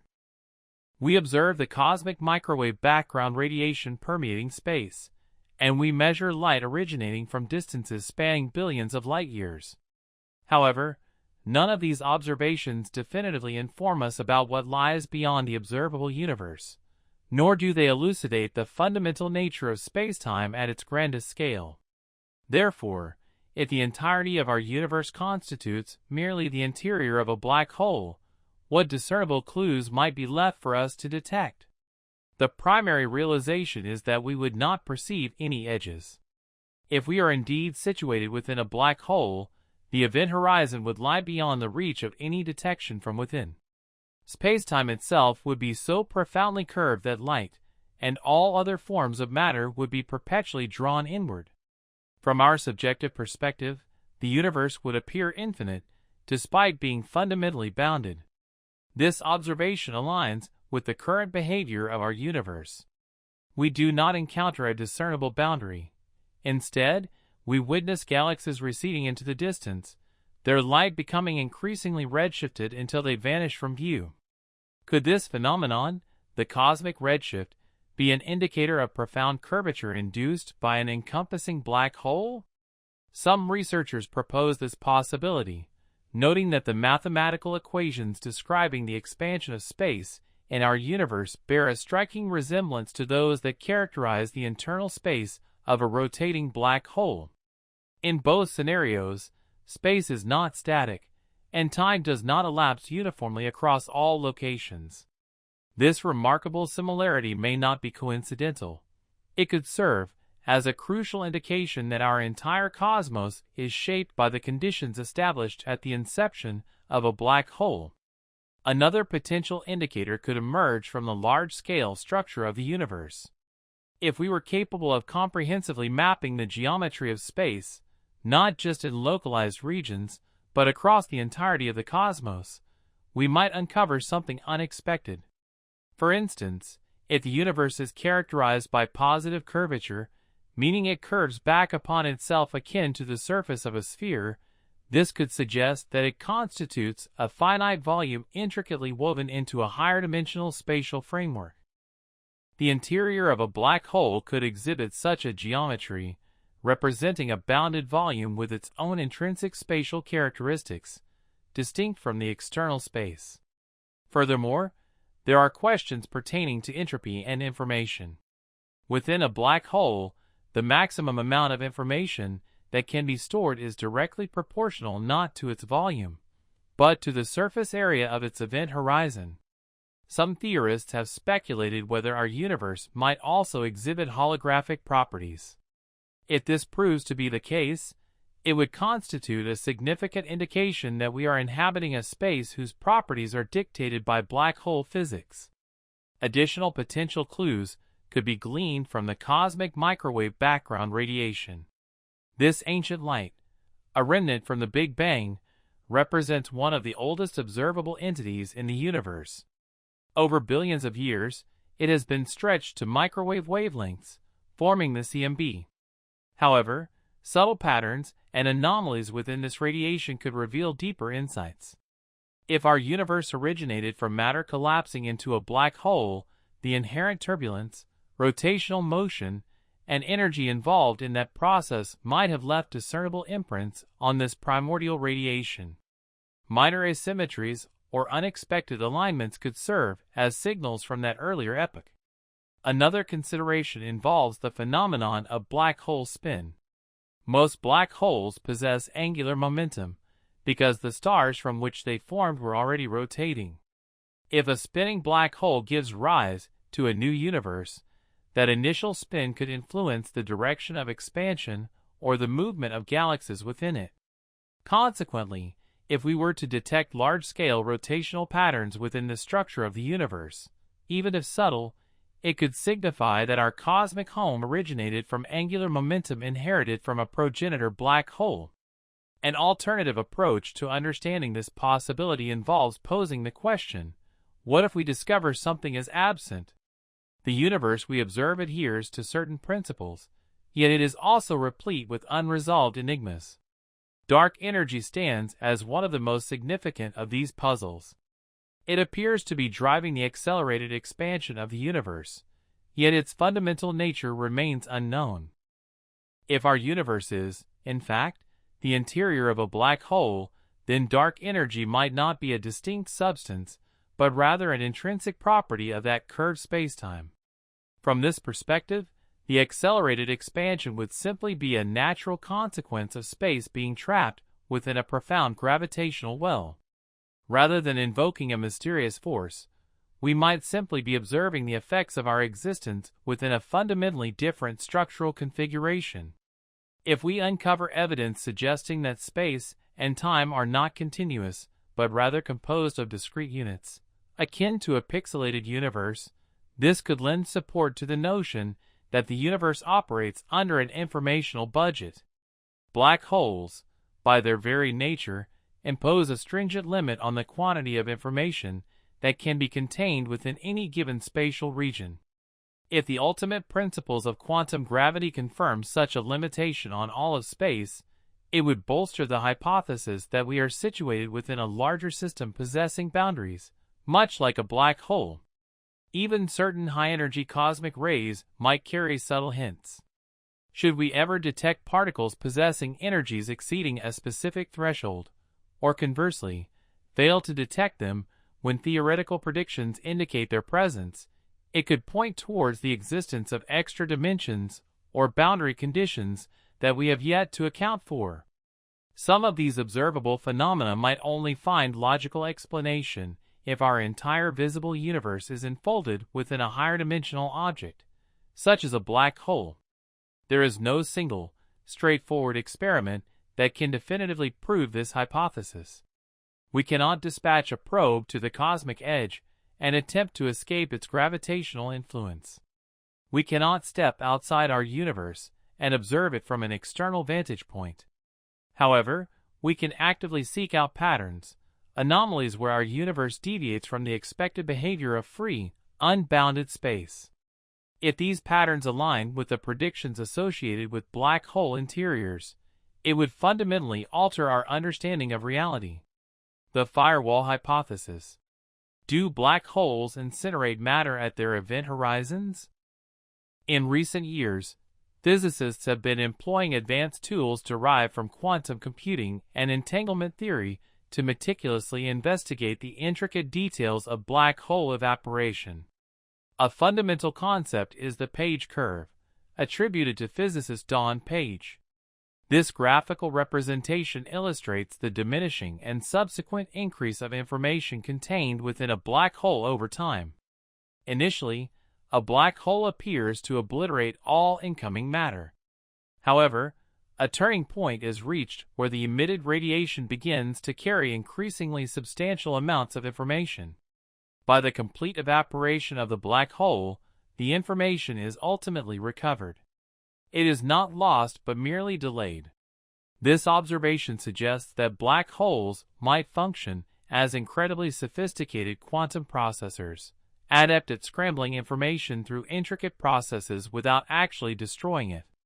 The precise mechanisms for this remain an active area of research, though investigators have made headway by employing simplified, or toy, models of black holes that are amenable to mathematical study. Some of these models successfully replicate the Page curve. Others indicate that information can gradually egress through complex patterns of quantum entanglement between the black hole and its emitted radiation. Nevertheless, this perspective is not universally accepted, with some physicists positing the existence of a sudden energetic barrier at the black hole's boundary, a firewall of energy that incinerates any information attempting to traverse it. This concept offers a resolution to the information paradox by suggesting that a black hole's interior differs from our conventional understanding. The seamless passage across a black hole's event horizon is a tenet of the equivalence principle, a cornerstone of general relativity, which posits that one would not perceive gravity while in freefall. Consequently, one could drift past the event horizon of a massive black hole without experiencing pain or disruption. Eventually, arrival at the singularity, the point where space itself terminates, would present significant challenges. However, the journey up to that point would feel serene. In stark contrast to a smooth and silent horizon, the firewall hypothesis posits that the black hole's edge might be an unseen wall of intensely hot energy. If this hypothesis holds true, crossing the event horizon would result in immediate demise. The instant of contact with the horizon would lead to incineration by pure energy at that very boundary. According to quantum theory, the same piece of information cannot be entangled in multiple locations simultaneously, a principle known as the monodromy of entanglement. If the outgoing Hawking radiation is entangled with previously emitted radiation, a necessary condition for information preservation, it cannot also be entangled with the matter still within the black hole. This directly contradicts a fundamental tenet of black hole physics as previously understood. Physicists therefore faced a difficult dilemma: to preserve the integrity of quantum mechanics and ensure information survival, they might have to relinquish the concept of a smooth horizon. This quandary gave rise to the firewall concept.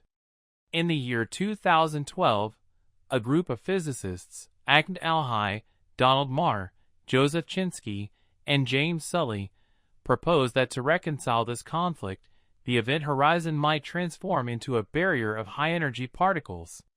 They clarified that this barrier would not be visible from the exterior, but would signify instant annihilation for anyone falling in. Their publication ignited a substantial debate, primarily because the existence of a firewall would undermine the equivalence principle. Spacetime would no longer be continuous, and the placid transit across the horizon would be replaced by abrupt and violent encounter. General relativity would cease to be reliable in that domain, and the notion of gravity as merely curved spacetime would be invalidated. This is a significant concession, even for the sake of preserving information. It implies that our current understanding of gravity falters at the very perimeter of a black hole, potentially necessitating a complete reevaluation of our comprehension of black holes. However, not all physicists embrace the firewall hypothesis, with some deeming it overly drastic. They suggest that a crucial piece of the puzzle might be missing, something that would allow quantum mechanics and general relativity to coexist harmoniously without the need for a firewall. One proposition is that the rules of quantum physics might possess greater flexibility. It is possible that information could escape black holes through alternative channels, or perhaps our understanding of entanglement requires revision when gravity is involved. Another possibility is that the very fabric of spacetime is not fundamental but emerges from more profound phenomena, such as patterns of quantum entanglement. In such a scenario, the entire line of reasoning leading to the firewall hypothesis might be predicated on a faulty premise. It is conceivable that black holes and their interiors are surreptitiously linked to their Hawking radiation via concealed conduits within spacetime. This notion has been termed ER equals EPR, referencing Einstein-Rosen bridges, ER, and quantum entanglement, EPR. Within this framework, entangled particles are connected by minuscule wormholes. If this is accurate, then the interior of a black hole might remain connected to the external universe. If wormhole connections can convey information outward, then firewalls might not be necessary, and information could still escape from a smooth black hole, not through an energetic barrier, but via concealed spacetime linkages. If firewalls are indeed real, then the most basic assumptions about space and time dissolve at the black hole's edge. If they are not real, then the paradox persists, requiring further resolution. This is precisely why black holes serve as extreme testbeds for our most cherished physical theories. They challenge the very foundations of our understanding.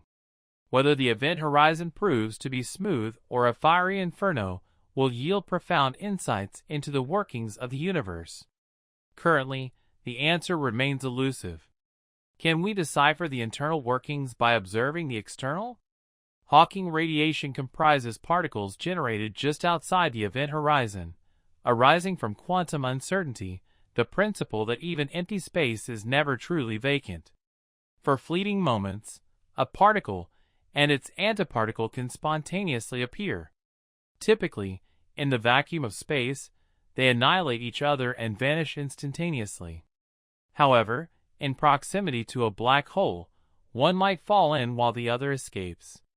This escaping particle becomes real, and the black hole marginally diminishes in mass to facilitate its egress. This is the mechanism by which black holes gradually shrink, though it is an exceptionally slow process. A stellar mass black hole, for instance, would require longer than the age of the universe to evaporate completely. Initially, Stephen Hawking theorized that the emitted radiation was devoid of information, akin to the random heat radiating from a stove. If this were accurate, then all information about objects falling into a black hole would be lost permanently. To address this, some physicists propose that Hawking radiation is not entirely random, but might contain hidden information that has yet to be deciphered. Extracting this information is exceptionally challenging due to the faintness of the radiation and the dynamic nature of the black hole itself as it radiates. The shape of its event horizon fluctuates and shifts, its surface vibrates. This leads to a second potential avenue of investigation, not merely the light emitted by a black hole, but also the sound it might produce. Of course, black holes do not generate sound in the conventional sense, lacking a medium like air. However, they do resonate within spacetime. When two black holes coalesce, they propagate ripples through spacetime, known as gravitational waves. These waves carry a distinct signature reflecting the black hole's size, spin, and shape. Following the merger, the resultant black hole settles into a new configuration, resonating like a struck bell. These vibrations are termed quasi-normal modes. They gradually diminish over time, but contain profound information about the black hole that generated them. Scientists have already detected these waves using observatories like LIGO and Virgo.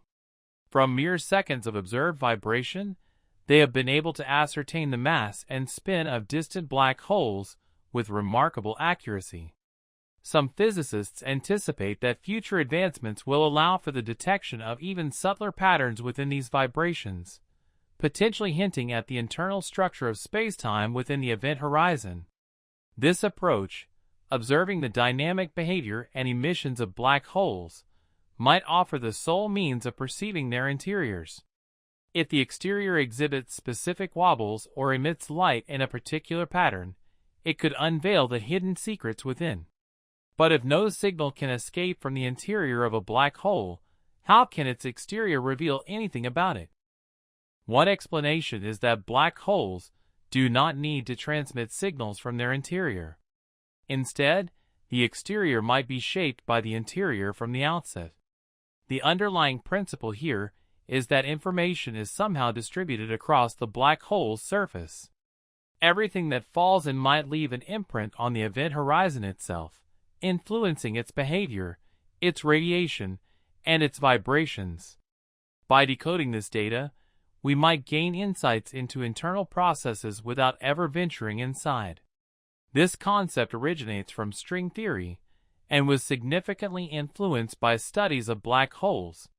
When physicists attempted to quantify the possible states a black hole could encompass, the myriad ways it could contain matter and energy, they discovered that the total count scaled not with volume, but with surface area.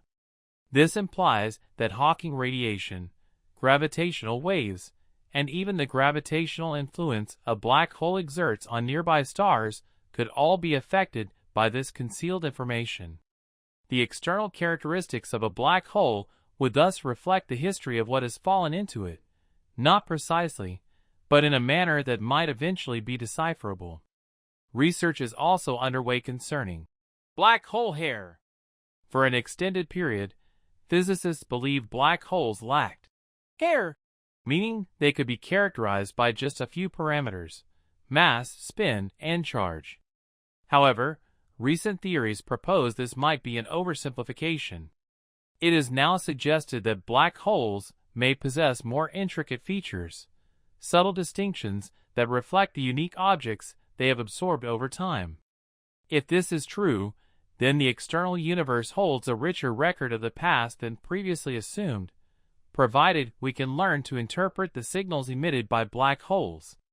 If we can learn to view them not as cosmic erasers, but as cosmic mirrors, we might finally comprehend the fate of information in our universe, and this understanding could potentially illuminate all other phenomena as well. To what extent can gravitational waves allow us to peer inside? The discovery of gravitational waves in 2015 marked a monumental breakthrough in modern science. Prior to this, all astronomical knowledge was derived from electromagnetic radiation, visible light, radio waves, X-rays. Black holes, however, do not emit light and are thus invisible. This makes gravitational waves exceptionally valuable, as they do not reflect off surfaces or become absorbed by dust, passing through matter unimpeded. This renders them a novel investigative tool, potentially capable of probing the deepest, most obscure regions of reality. Every black hole merger generates a burst of gravitational waves. Initially, there is the inspiral phase, a gradual, protracted dance as the black holes spiral towards each other. This is followed by the merger, a cataclysmic collision when they violently impact. However, the most enigmatic phase occurs afterward, during what is known as the ring-down.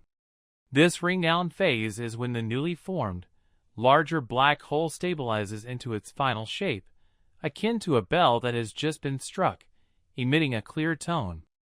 Embedded within this tone might lie the solutions to a puzzle that has perplexed physicists for decades. In gravitational wave terminology, the sound of the ring-down is comprised of quasi-normal modes. These natural frequencies provide information about the black hole's mass, spin, and dimensions.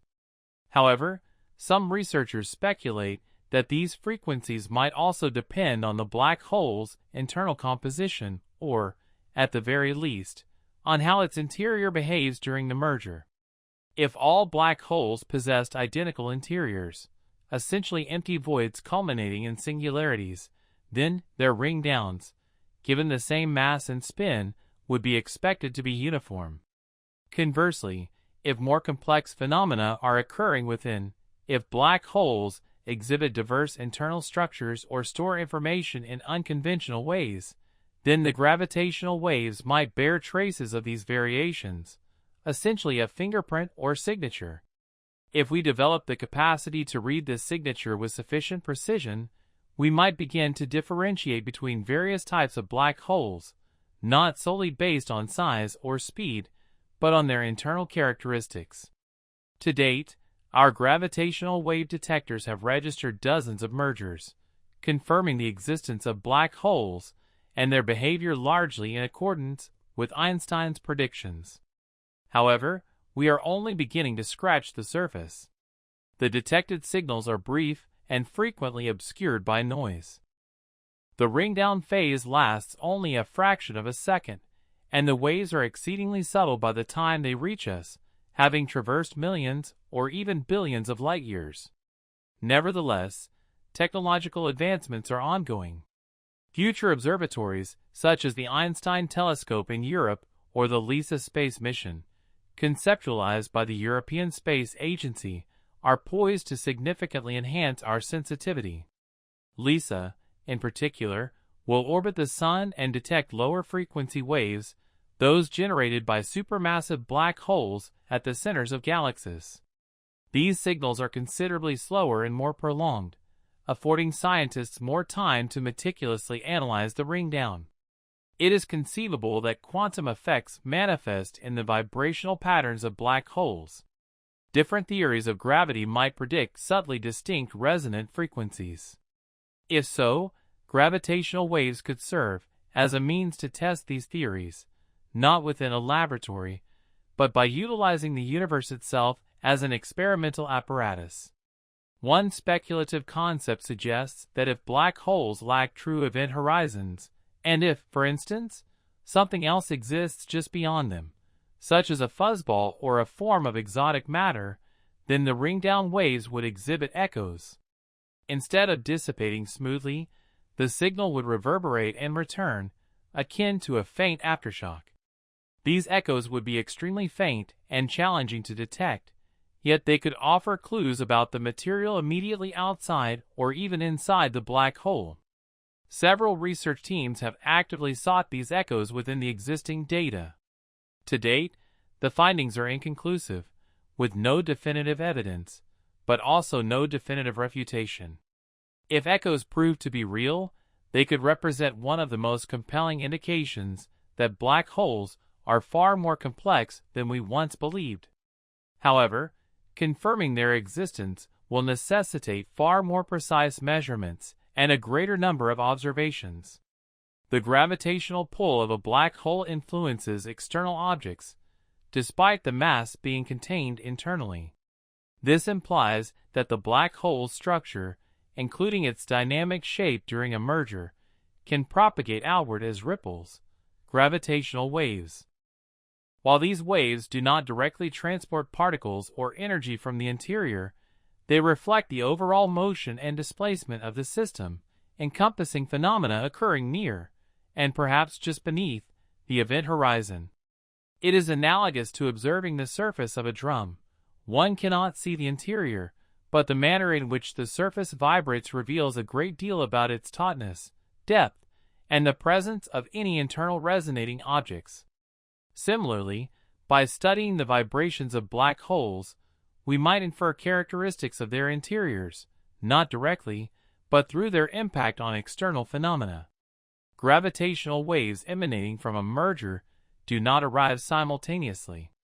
They are received in a sequence, with certain components traveling faster than others, depending on the warping of spacetime around the black hole. This temporal sequencing encodes information. Minute delays and alterations in wave patterns could enable us to map the black hole's properties with exceptional detail. This field is still in its nascent stages. Currently, we can confirm the occurrence of a black hole merger and measure some basic attributes of the resultant object. However, in the future, with augmented data and refined models, our capabilities may extend considerably further. We might begin to compile a lexicon of black hole voices, each emitting its unique ring-down melody. Just as vocalizations can convey emotion, health, or history, these tones might eventually offer insights into the internal narrative of each black hole. The potential implications are vast, offering the prospect of transforming black holes from silent enigmas into storytellers, and the universe still holds many untold stories. To what extent could gravitational waves grant us access to the interior? The detection of gravitational waves in 2015 represented one of the most significant scientific advancements of recent times. Until then, our understanding of the cosmos was derived solely from light-based observations. Visible light, radio waves, X-rays. Black holes, however, do not emit light, rendering them invisible. This distinction makes gravitational waves exceptionally valuable, as they are unaffected by intervening matter, neither reflecting nor being absorbed. This characteristic positions them as a novel investigative tool, potentially capable of probing the deepest and darkest aspects of reality. Each black hole merger releases a burst of gravitational waves. Initially, there is the inspiral phase, a prolonged, gradual celestial ballet as the black holes spiral towards one another. This is followed by the merger, a violent cosmic collision. However, the most mysterious phase unfolds thereafter, during what is termed the ring-down. This ring-down period is when the newly formed, larger black hole settles into its equilibrium state, much like a struck bell emitting a clear tone. Hidden within this tone might be the keys to a long-standing astrophysical enigma. In the context of gravitational waves, the ring-down sound is composed of quasi-normal modes. These intrinsic frequencies provide data regarding the black hole's mass, spin, and spatial extent. However, some scientists postulate that these frequencies might also be influenced by the black hole's internal constitution, or, at least, by the behavior of its interior during the merger event. If all black holes were internally identical, essentially empty voids terminating in singularities, then their ring-downs, assuming equivalent mass and spin, would be expected to be indistinguishable. Conversely, if more complex phenomena occur within, if black holes possess varied internal structures or store information in unconventional ways, then gravitational waves might carry residual evidence of these distinctions, effectively a unique signature. Should we achieve sufficient precision in deciphering this signature, we might be able to differentiate between various types of black holes, not solely on the basis of their size or speed, but on their underlying internal characteristics. To date, our gravitational wave detectors have registered numerous merger events, confirming the existence of black holes and their adherence, for the most part, to Einstein's theoretical predictions. Yet, we have only begun to explore this realm. The signals we have captured are brief and frequently marred by noise. The ring-down phase lasts mere fractions of a second, and the waves are extraordinarily subtle by the time they reach us, having traversed millions or even billions of light-years. Nonetheless, technological capabilities are steadily improving. Upcoming observatories, such as the Einstein Telescope in Europe or the LISA space-based mission envisioned by the European Space Agency, are anticipated to dramatically enhance our detection sensitivity. LISA, specifically, will orbit the Sun and be attuned to lower frequency waves, those generated by supermassive black holes residing at galactic centers. These signals are considerably less rapid and possess greater duration, affording scientists ample opportunity to scrutinize the ring-down in meticulous detail. It is possible that quantum effects manifest in the vibrational characteristics of black holes. different gravitational theories may predict slightly divergent tonal qualities. If this is the case, gravitational waves could facilitate the testing of these theories, not in a controlled laboratory setting, but by employing the universe itself as an experimental platform. One radical hypothesis posits that if black holes do not possess genuine event horizons, and if, for instance, an alternative structure exists in their immediate vicinity, such as a fuzzball or some form of exotic matter, then the ring-down waves would exhibit echo-like behavior. Rather than smoothly fading, the signal would rebound in return, resembling a faint aftershock. These echoes would be exceedingly subtle and difficult to detect, but they might furnish clues about the material just outside or even within the black hole. Several research groups have actively searched for these echoes within observational data. Thus far, the results have been mixed, with no unambiguous evidence, but also no definitive refutation. If echoes are indeed a real phenomenon, they could constitute one of the most significant indicators that black holes are far more complex than our initial assumptions suggested. However, substantiating their existence will require considerably more precise measurements and a substantially larger number of observations. The gravitational influence of a black hole extends to external entities, despite its mass being contained internally. This implies that the black hole's physical configuration, including its changing form during a merger, can propagate outward as ripples, gravitational waves. While these waves do not directly transmit particles or energy from the black hole's interior, they mirror the overall movement and displacement of the system, encompassing events occurring near, and potentially just below, the event horizon. This is akin to observing the surface of a drum. While the interior is inaccessible, the manner in which the surface vibrates conveys considerable information about the tension of the membrane, the depth of the drum, and even the presence of any objects resonating within. Analogously, by examining the vibrations of black holes, we may be able to infer aspects of their interiors, not through direct observation, but by analyzing their influence on external phenomena. Gravitational waves generated by a merger do not arrive simultaneously. They are received in a sequence, with certain components propagating faster than others, influenced by the degree to which spacetime is distorted around the black hole. This temporal sequencing inherently contains information. Minute discrepancies and modifications in the wave patterns could enable us to map the black hole's characteristics with exceptional precision. This field is still in its early stages. At present, we can ascertain whether a black hole merger has occurred and quantify certain fundamental properties of the resulting object. However, in the future, with access to more data and improved analytical models, our investigative reach may expand significantly. We might commence the creation of a compendium of black hole voices, each articulating its distinctive ring-down cadence. Just as vocal characteristics can allude to emotion, health, or past experiences, these tones may eventually provide insights into the internal history of individual black holes.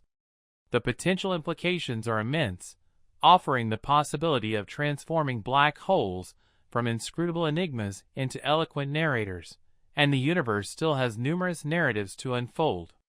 To what extent could gravitational waves allow us to probe the interior of a black hole? The discovery of gravitational waves in 2015 represented a monumental leap in modern scientific understanding. Prior to this, all knowledge pertaining to the cosmos was acquired through electromagnetic observations, visible light, radio waves, X-rays. Black holes, however, do not emit light, rendering them invisible. This fundamental difference makes gravitational waves exceptionally valuable, as they are unimpeded by intervening matter, neither reflecting nor being absorbed. This characteristic positions them as a novel observational tool, potentially capable of investigating the most profound and obscured aspects of reality. Every black hole merger generates a burst of gravitational waves. Initially, there is the inspiral phase, a protracted, gradual celestial convergence as the black holes spiral towards each other. This is followed by the merger, a cataclysmic cosmic collision. However, the most mysterious phase transpires subsequently, during what is termed the ringdown. This ringdown period is when the newly formed, larger black hole settles into its stable configuration, akin to a struck bell emitting a clear resonant tone. Embedded within this tone might be the solutions to a long-standing astrophysical puzzle. In the language of gravitational waves, the ringdown sound is constituted by quasi-normal modes. These inherent frequencies convey information regarding the black hole's mass, spin, and spatial extent. However, some scientists propose that these frequencies may also be influenced by the black hole's internal composition or, at the very least, by the behavior of its interior during the merger process. If all black holes were internally uniform, essentially empty cavities terminating in singularities, then their ringdowns, assuming identical mass and spin, would logically be indistinguishable. Conversely, if more complex phenomena are occurring internally, if black holes possess varied internal structures or store information in unconventional ways, then gravitational waves might carry residual indicators of these variations, essentially a unique signature. Should we achieve sufficient precision in interpreting this signature, we may become capable of differentiating between various types of black holes, not merely by their size or velocity, but by their underlying internal characteristics. To date, our gravitational wave detectors have registered numerous merger events, confirming the existence of black holes and their general adherence to Einstein's theoretical predictions. Nevertheless, we have only begun to explore this domain. The signals we have detected are brief and frequently corrupted by noise. The ringdown phase lasts mere fractions of a second, and the waves are extraordinarily subtle by the time they reach us, having traversed millions or even billions of light years. However, technological capabilities are continuously advancing. Future observatories, such as the Einstein Telescope in Europe or the LISA space-based mission conceptualized by the European Space Agency, are expected to dramatically enhance our detection sensitivity. LISA, in particular, will orbit the Sun and be designed to detect lower-frequency waves, those generated by supermassive black holes situated at the centers of galaxies. These signals are significantly less rapid and possess a longer duration, providing scientists with more time to meticulously analyze the ringdown. It is conceivable that quantum phenomena manifest in the vibrational characteristics of black holes. Different theories of gravity may predict subtly distinct resonant frequencies. If this proves to be the case, gravitational waves could serve as a means to test these theories, not within a controlled laboratory environment, but by leveraging the universe itself as an experimental apparatus.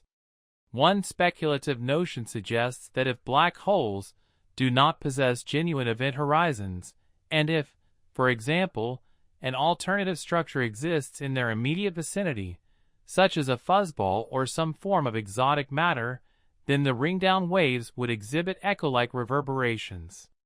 Instead of gradually dissipating, the signal would rebound and return, reminiscent of a faint aftershock. These echoes would be exceptionally faint and difficult to discern, yet they might offer insights into the material located just outside or even within the black hole. Several research consortiums have actively sought these echoes within existing observational datasets. To date, the findings have been equivocal, lacking definitive confirmation but also without outright dismissal. If echoes are indeed a genuine phenomenon, they could represent one of the most compelling pieces of evidence suggesting that black holes are far more intricate than our initial assumptions indicated. However, the conclusive verification of their existence will necessitate considerably more precise measurements and a substantially larger volume of observational data. The gravitational pull exerted by a black hole influences external entities, notwithstanding that its mass is contained internally. This suggests that the physical configuration of the black hole, including its dynamic alteration during a merger event, can propagate outward as ripples, gravitational waves. While these waves do not directly convey particles or energy from the black hole's interior, they accurately reflect the overall motion and spatial distortion of the system, encompassing events occurring near, and potentially just below, the event horizon. This analogy can be drawn to observing the surface of a drum.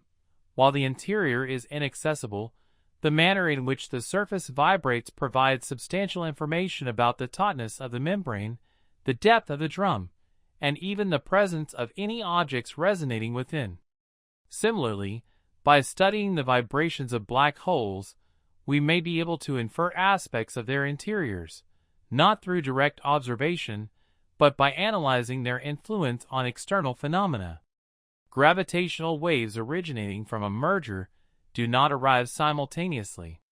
They are received in a sequential manner, with certain components propagating at different velocities, influenced by the degree to which spacetime is distorted in the vicinity of the black hole. This temporal sequencing intrinsically encodes information. Minute temporal shifts and alterations in the wave patterns could potentially enable us to map the black hole's characteristics with exceptional fidelity. This field of study remains in its nascent stages. Presently, we are capable of confirming the occurrence of a black hole merger and quantifying certain fundamental attributes of the resultant object. However, in the future, with the acquisition of more extensive data and the development of improved analytical models, our investigative capabilities may expand considerably. We might commence the creation of a catalog of distinct black hole voices, each emitting its unique ringdown melody. Analogous to how vocalizations can convey indications of emotion, health, or past experiences, these resonant tones may eventually offer insights into the internal narrative of individual black holes. The potential scientific rewards are immense, offering the prospect of transforming black holes from silent enigmas into eloquent storytellers, and the universe still holds numerous narratives waiting to be revealed. Are black holes actually wormholes in disguise? Under specific conditions, it is theoretically possible to manipulate spacetime in such a way as to create a direct connection between two distinct regions. Envision spacetime as a flat sheet. If 2 points are marked far apart and the sheet is then folded so that these points touch, a puncture through the fold would instantaneously transport one from one point to the other. This is the fundamental principle of a wormhole. It shortens distances by distorting reality itself. The primary challenge lies in the inherent instability of wormholes. In their initial theoretical formulations, they collapse before any object can traverse them. The walls tend to fall inward, pinching off the tunnel. However, subsequent theoretical work has revealed that if the tunnel could be artificially sustained, perhaps by a form of negative energy, something that exerts an outward rather than inward force, then the wormhole might remain open long enough for passage. Certain configurations of these wormholes bear a striking resemblance to black holes from an external perspective. They possess an entrance, bend light around them, and exhibit what appears to be an event horizon. Yet, if one were to fall into such an object, instead of being compressed by gravity at its center, one might emerge in an entirely different location. From a distance, distinguishing between the two would be exceedingly difficult. The entrance to a wormhole could visually mimic a black hole precisely. Identical mass, gravitational pull, and shadow when observed against luminous gas. The sole distinguishing factor might lie in their temporal behavior, their movement patterns, their interactions with surrounding matter, and perhaps even their vibrational responses. A wormhole might cause faint signals to reverberate back and forth across the tunnel before dissipating, generating recurring ringing patterns that a standard black hole would not produce. If an object approaches a black hole, it is expected to vanish beyond the event horizon.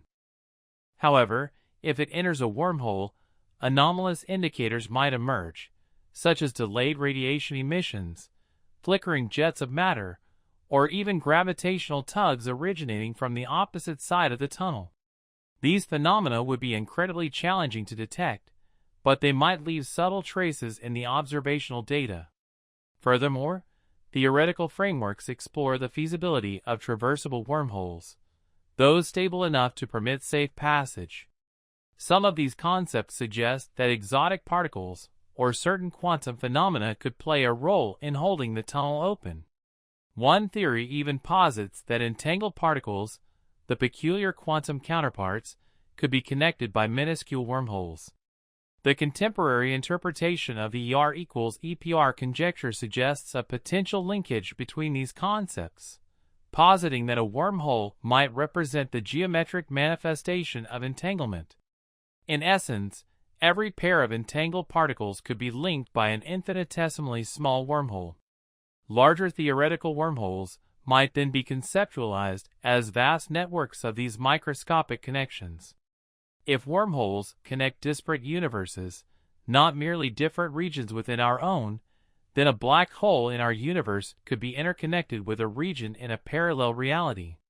When an object falls into such a black hole, it would not be destroyed but would instead emerge into an entirely different cosmos, potentially governed by different physical laws, particles, or even dimensions. These interuniversal wormholes could function as cosmic transit hubs, facilitating the movement of matter and energy between worlds that would otherwise remain isolated. Could we ever journey through one? This remains highly speculative. Even if such wormholes exist, they might be extraordinarily small, perhaps subatomic in scale. Others could be immense but inherently unstable. Traversing one without being torn apart by gravitational forces, radiation, or tidal stresses would represent a challenge far exceeding anything humanity has previously attempted. Nevertheless, if even a single naturally occurring wormhole exists and could be maintained in an open state for a sufficient duration, it would undoubtedly constitute the most significant discovery in scientific history, representing the first genuine portal. But how could we definitively prove that any given black hole is, in fact, a wormhole? The world's most advanced telescopes are incapable of observing the interior of an event horizon. Even the iconic image of the black hole in M87, captured by the Event Horizon Telescope, merely depicts its silhouette, offering no insight into the underlying structure. Consequently, scientists have resorted to more indirect investigative methods. They are engaged in constructing models and simulations to compare the predicted behaviors of wormholes and black holes under various hypothetical conditions. The objective is to detect subtle anomalies. A faint radiation signature that shouldn't be present. A gravitational ripple that echoes twice instead of once. The universe's most obscure entities, once considered harbingers of oblivion, could potentially serve as conduits. The most profound voids might conceal portals previously unknown. And if we ever devise a means to activate one, to traverse it, or even dispatch a signal through it, we might finally ascertain what lies beyond the boundaries of our recognized cosmos. Could one survive passage into a black hole? Entering a black hole sounds like an irreversible descent into annihilation. And for the most part, that's precisely what it would be. A modest black hole, possessing only a few times the mass of our Sun, would dismember you long before you reached its boundary. The immense tidal forces would contort you into spaghetti with brutal swiftness. But what if the black hole were vastly more colossal? A supermassive black hole exhibits a remarkably different gravitational field. The tidal forces encountered near the event horizon of such a colossal object are considerably less potent because the curvature of spacetime alters more gradually. The gravitational gradient across your being would not be so extreme. In principle, you could pass beyond the event horizon of a supermassive black hole without perceiving any divergence from the norm. There would be no distinct juncture where everything irrevocably changes. Naturally, that absence of sensation would be integral to the predicament. No transmission, no illumination, no intelligence can extricate itself from within the event horizon. you would be incapable of conveying your experiences to anyone. You could transmit a radio message just prior to your passage, but nothing subsequent to that moment would ever reach the external realm. But what would it actually feel like? Assuming you are falling towards a supermassive black hole and your starting position is at a secure distance, you would accelerate gradually, drawn increasingly by gravity. The celestial bodies behind you might begin to stretch or distort due to gravitational lensing. The black hole itself would not appear as an aperture. It would manifest as a dark disk, perhaps luminous around its periphery from the disk of incandescent gas swirling in its vicinity. As you approached, light originating from behind the black hole would bend around it. You would behold distorted representations of the universe. The sky would commence to contort. Time would seem to decelerate for all entities in your vicinity. But for yourself, it would proceed ordinarily. Crossing the event horizon would simply represent a point in space where the velocity required for escape surpasses the speed of light. If you were to look back, the external universe would appear progressively more compressed. Light from distant stars would shift towards deeper and deeper hues of red. Eventually, the exterior might completely vanish, leaving you with nothing but profound darkness ahead and behind. Within the confines of the event horizon, your destiny hinges on the inherent nature of its core. In established paradigms, once you traverse the boundary, your trajectory invariably directs you inward. Regardless of your efforts, all things are drawn towards the center.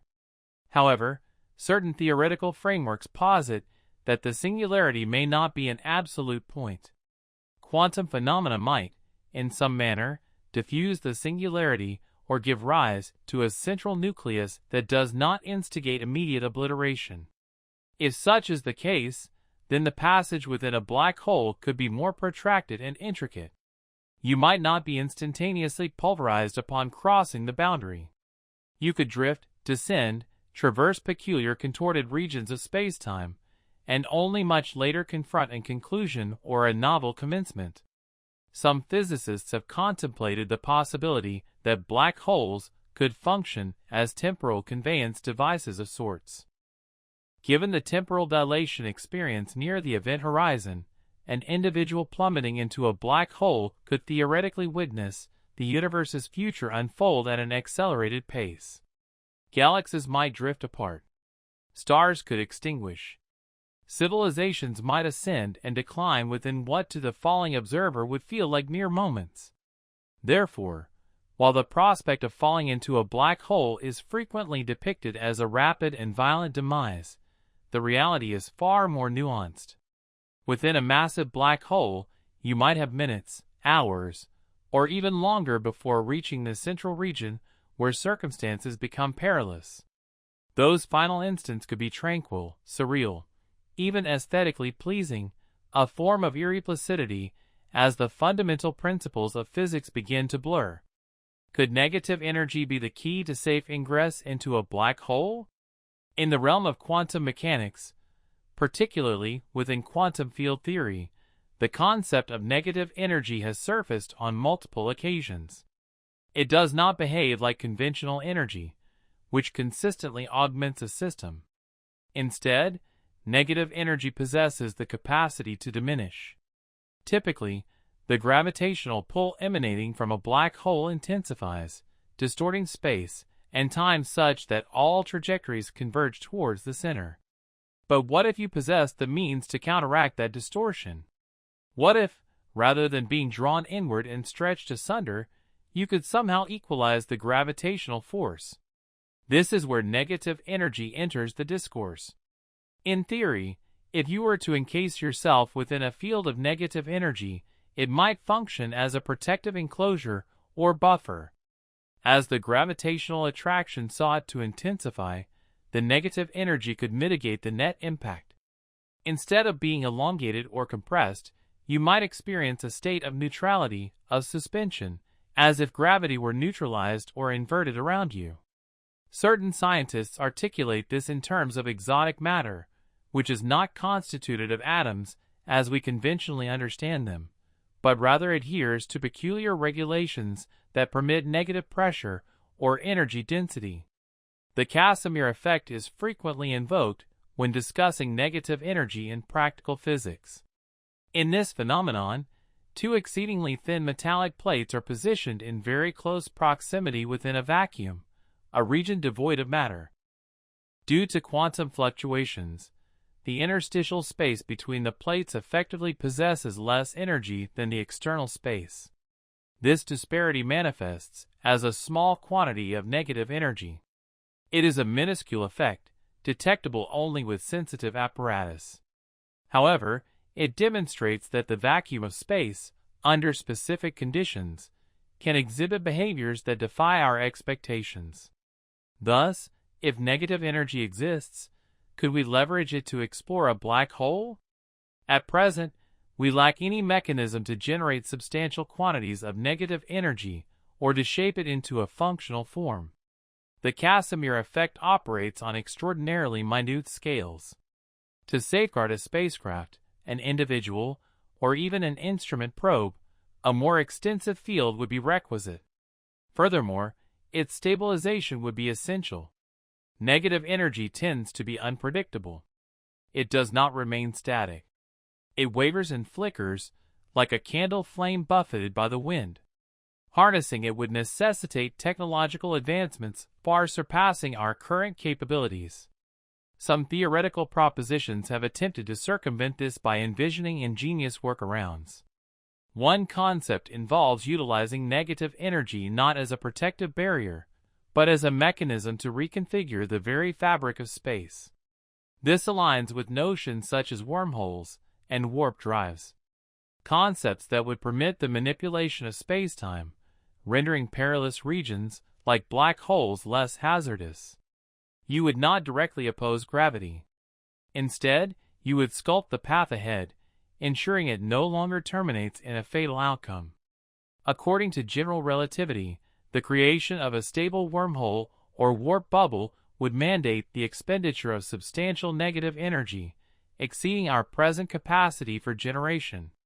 Moreover, some researchers contend that even if sufficient quantities could be amassed, quantum effects would precipitate the rapid disintegration of such a structure. In essence, the laws of nature might preclude its persistence. Nevertheless, others maintain that negative energy may be present in more locations than we currently surmise.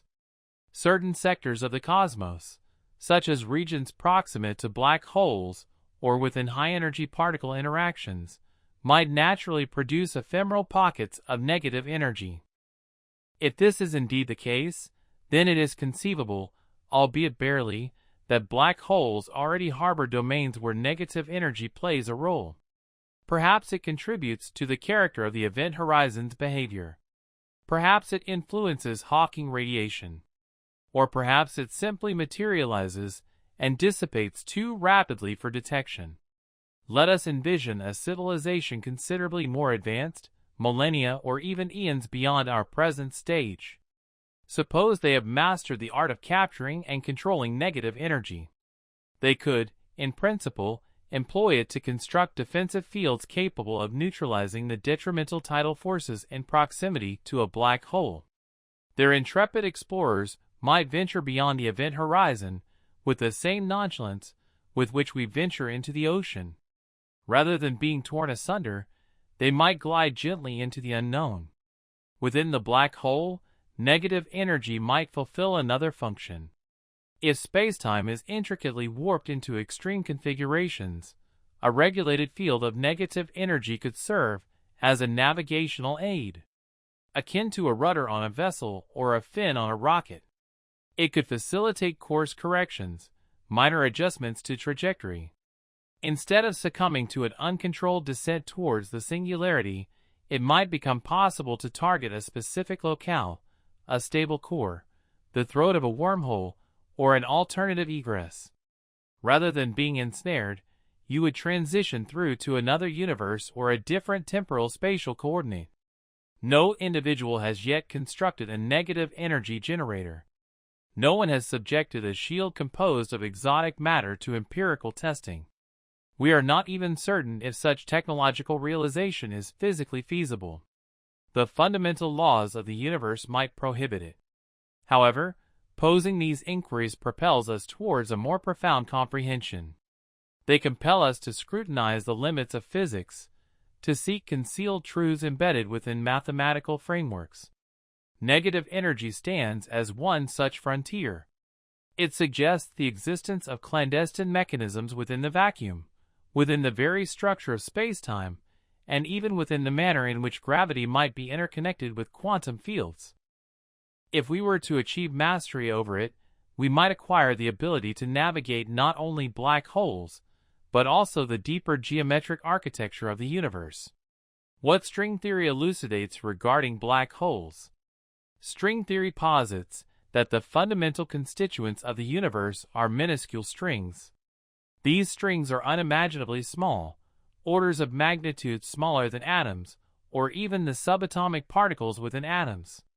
Furthermore, they are in perpetual motion, vibrating like the strings of a musical instrument.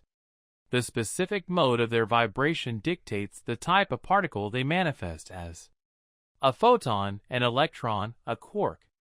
Consequently, rather than a particle being conceived as a dimensionless point, it is more accurately depicted as a loop or a filament. This subtle shift in perspective could yield significant implications in the vicinity of a black hole. If particles are, in reality, strings, then perhaps they are incapable of being compressed into a singular point. Consequently, the concept of a singularity might not manifest in the same fashion. Instead, the strings would stretch, diffuse, and intertwine, forming a kind of effervescent cloud or tangled mass. Some interpretations of string theory even refer to this as the fuzzball model of black holes. Within this model, the interior of a black hole is characterized by a chaotic aggregation of intertwined strings. The event horizon may still be a discernible feature, but there is no singularity awaiting within. Instead, the entirety of the interior is composed of vibrating strings packed together under extreme conditions. It remains a perilous environment. The gravitational forces are still formidable. However, the behavior of space, matter, and time might adhere to a different set of principles. Certain strings might loop through additional dimensions imperceptible in our everyday experience. These extra dimensions could be folded, twisted, or concealed within the fabric of space. They might even be compactified into diminutive configurations known as Calabi-Yau manifolds. If these dimensions are indeed extant, then the interior of a black hole could constitute a form of multidimensional network. This network would be constructed from the strings themselves. In string theory, strings possess the capacity to bifurcate and subsequently reunite. They can convey energy, momentum, and even electrical charge. And in certain instances, they can evolve into higher dimensional entities known as brains. A brain can be conceptualized as an elongated manifestation of a string. Not a one-dimensional line, but rather a two- or three-dimensional surface. Some theories even propose that our entire universe could be a brain suspended within a higher dimensional expanse. Therefore, what transpires when these strings and brains enter a black hole? This is a query that researchers have been endeavoring to answer for an extended period. One hypothesis is that strings do not cease to exist upon crossing the horizon. They might leave an imprint on the surface. In string theory, the holographic principle garners considerable attention. It finds expression in the AD/CFT correspondence. One facet of this correspondence involves a realm populated by strings, black holes, and Kerr geometry. The opposing facet represents a universe governed by quantum fields, analogous to those employed in laboratory particle physics. Some physicists suggest that space itself, the medium through which we move and inhabit, is constituted from the interconnections between strings. If this premise holds true, then the interior of a black hole is not merely a spatial location. It is a structural arrangement formed from the intricate weaving of strings. Gravity, time, and motion are merely emergent consequences of how these strings interact. This could imply that the singularity is an illusion. We perceive it within the framework of general relativity, because that theory treats the universe as smooth and continuous. However, upon closer examination, at scales smaller than atoms, smaller than protons, the underlying reality is no longer smooth. It is comprised of strings vibrating and stretching across higher dimensions. The singularity is thus a misinterpretation. What truly exists is a complex web of strings, too dense for our current capabilities to probe. Another intriguing outcome derived from string theory is the notion that black holes might not be entirely devoid of radiation. If strings supplant point-like entities, then perhaps some of their energy can emanate even from within the black hole. This could offer a novel perspective on Hawking radiation. Instead of particles tunneling out from an apparent void, perhaps the strings themselves oscillate in a manner that permits a gradual leakage of energy. String theory itself has not yet been empirically validated in laboratory settings. Its equations possess both elegance and extensive applicability, yet their direct correlation with experimental observations remains elusive. Nevertheless, it furnishes a potent framework for contemplating the universe and black holes from a distinct vantage point. If strings are indeed real, and if space is intrinsically composed of their vibrations, then black holes might simply represent knots within the cosmic tapestry, dense, complex, and replete with latent structure. The mystery shifts from a crushing singularity to a convoluted symphony of strings humming in extra dimensions, just beyond our perceptual reach. Loop quantum gravity and the bounce hypothesis. Another theoretical framework that challenges the conventional understanding of a black hole emerges from a different theoretical lineage than string theory.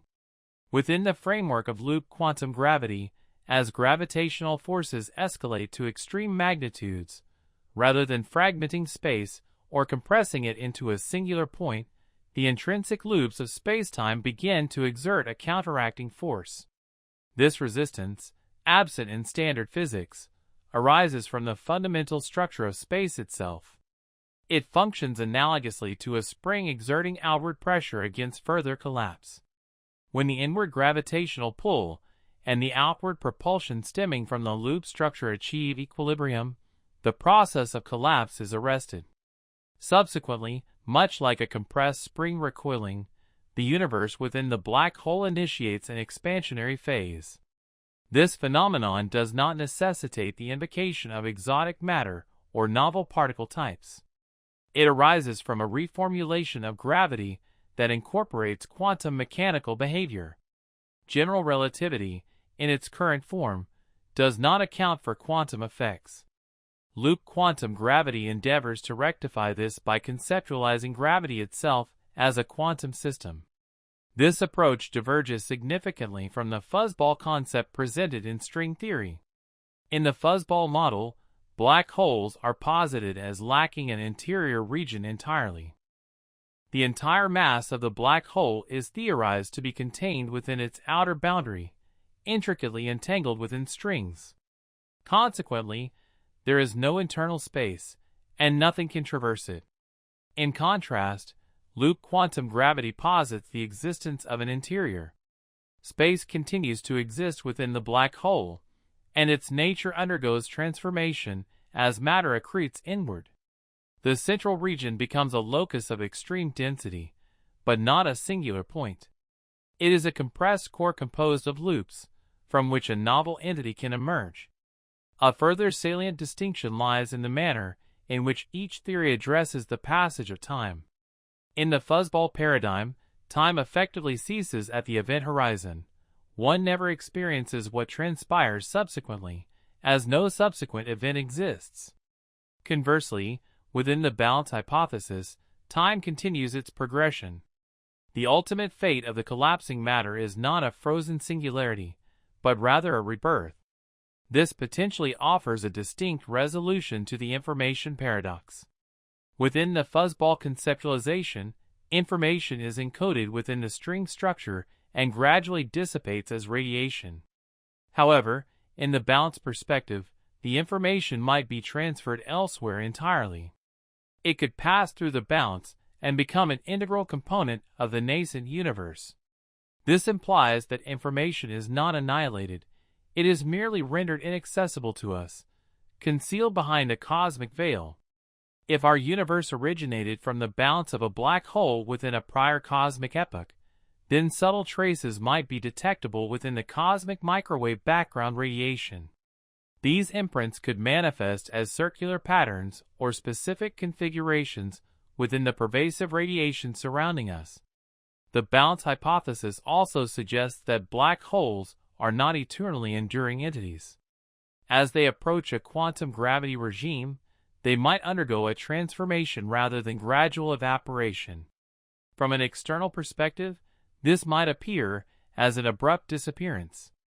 The black hole seemingly vanishes, leaving behind a distinctive energetic emission. That emission could represent the final connection between the two universes. Or it might signify the very moment of genesis, wherein one universe gives rise to another. Certain formulations of this theory also hint at the possibility that the interior of a black hole may not be entirely disconnected from our own reality. There could exist tenuous links, mathematical interconnections between the nascent universe and ours, facilitating subtle forms of communication or influence. These concepts reside on the fringes of speculative thought, yet they incentivize physicists to delve more deeply into the fundamental structure of spacetime. Time within a black hole. Does the future already exist? We are already aware that black holes distort the passage of time. But what precisely transpires to time as one approaches the singularity? The definitive answer remains elusive. Some theories propose that from the perspective of an object undergoing freefall into a black hole, the entire future of the external universe might unfold in a fleeting instant. Due to the differential temporal flow within the event horizon, an infalling observer could witness the universe age dramatically within what feels like a mere blink of an eye. They might observe the evolution of galaxies, the explosive demise of stars, and even the ultimate cessation of time itself, all while descending towards the central point. Others venture further, proposing that within the confines of a black hole, the future is not merely a destination towards which one is drawn, but an entity that already exists. This is because, within the framework of general relativity, the universe does not evolve in discrete temporal increments, akin to frames in a film. Instead, space and time coalesce to form a singular four-dimensional construct, a block universe. In this conception, the past, present, and future coexist, much like the pages of a book. While one does not perceive all pages simultaneously, they are all inherently present. One traverses them sequentially. Within a black hole, this block universe concept might transcend theoretical abstraction and become a tangible reality. The intense gravitational forces and the distorted geometry could compel time to flow exclusively in a singular direction towards a point that has already materialized in the future. In other words, the conclusion of your journey within a black hole might be predetermined from the very instant you cross the event horizon. Your future is already inscribed, and you are merely enacting it. Is free will still a viable possibility in such an environment? If time is merely another spatial dimension, and you are descending along it with no capacity for deceleration or alteration, of course, are you truly making choices? Or are you simply adhering to a predetermined script dictated by the universe's geometric configuration?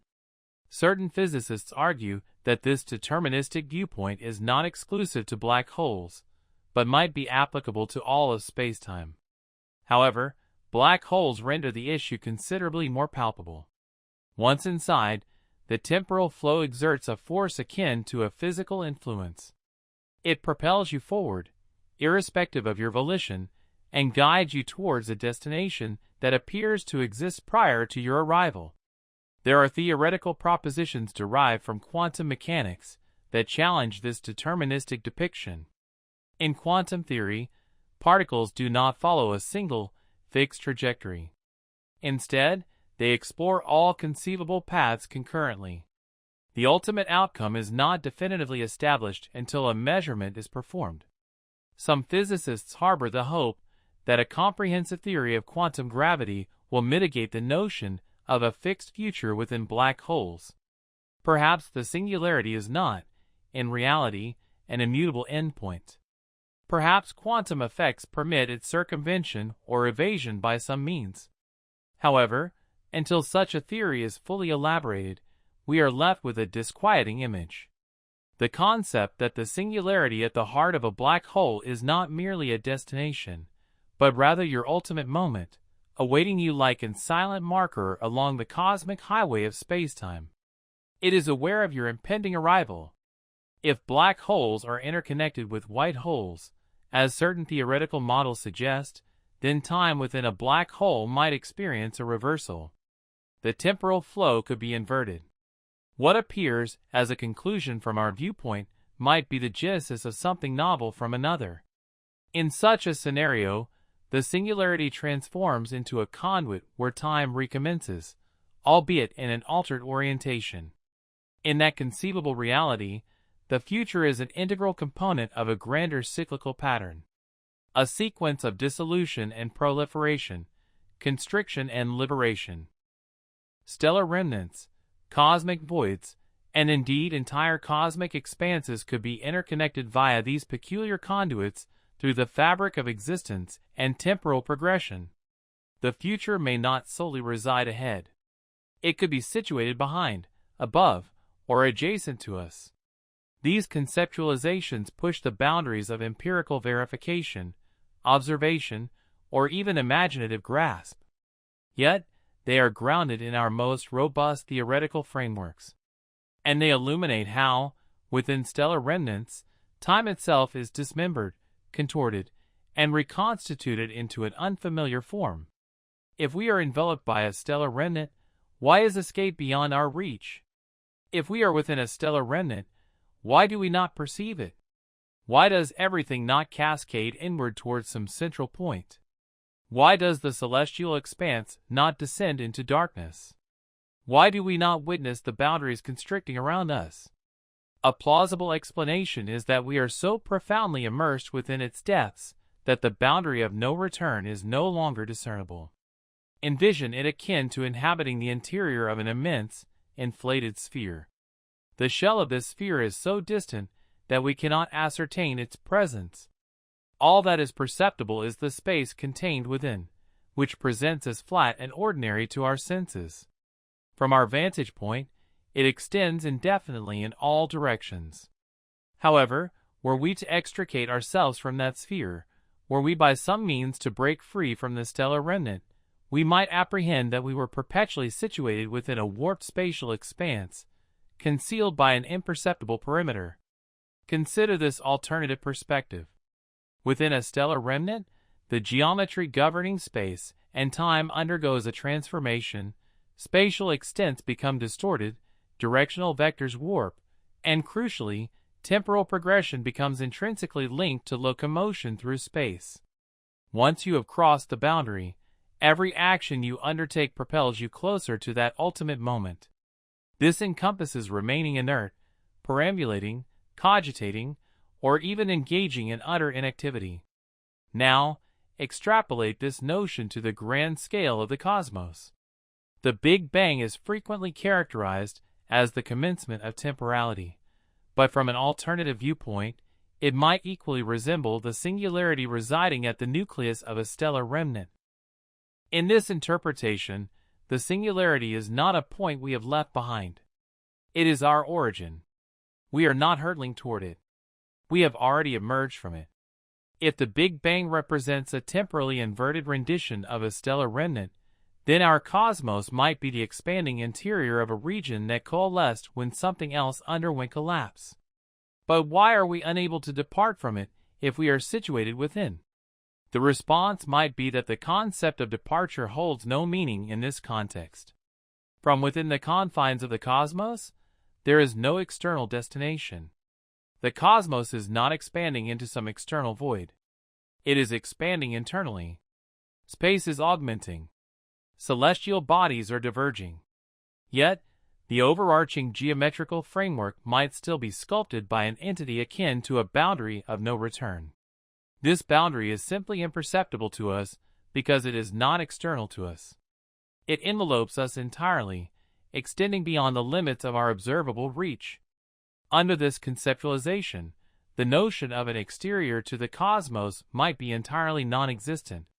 Just as nothing within a stellar remnant can transmit a signal outward, nothing within our cosmos can breach the cosmic horizon. Within a stellar remnant, space can still feel conventional, albeit distorted in ways we do not locally detect. An individual plummeting into a colossal stellar remnant might experience miles of open expanse and even a sensation of weightlessness, despite their inevitable demise. The dimensions of the stellar remnant are significant. A larger one affords greater spatial volume, extended temporality, and a more gradual descent, even as one is drawn toward its core. If the cosmos itself constitutes the interior of a cosmic stellar remnant, then it represents the most expansive one conceivable. The boundary of no return could be billions of light-years distant or even further. The curvature of space would be too subtle for direct detection. The cosmic expansion would manifest as ordinary physical phenomena. Yet, from an alternate perspective, we would still be profoundly situated within something immense, curved, and inescapable. Certain theoretical physicists have subjected the mathematical constructs of stellar remnants to the entirety of the cosmos. The outcomes are peculiar yet plausible. Under specific conditions, the interior of a stellar remnant can manifest as a cosmos complete with galaxies, stars, temporal flow, illumination, and natural laws, all unfolding within a region that, from an external viewpoint, appears as utter silence. This could elucidate the uniformity observed in all spatial directions. The absence of any indication of what preceded the Big Bang. If the Big Bang was the genesis of a spatio-temporal bubble, then we exist within that bubble and have always done so. The boundary of no return is not an entity we can journey towards. It is an inherent aspect of the geometry that surrounds us.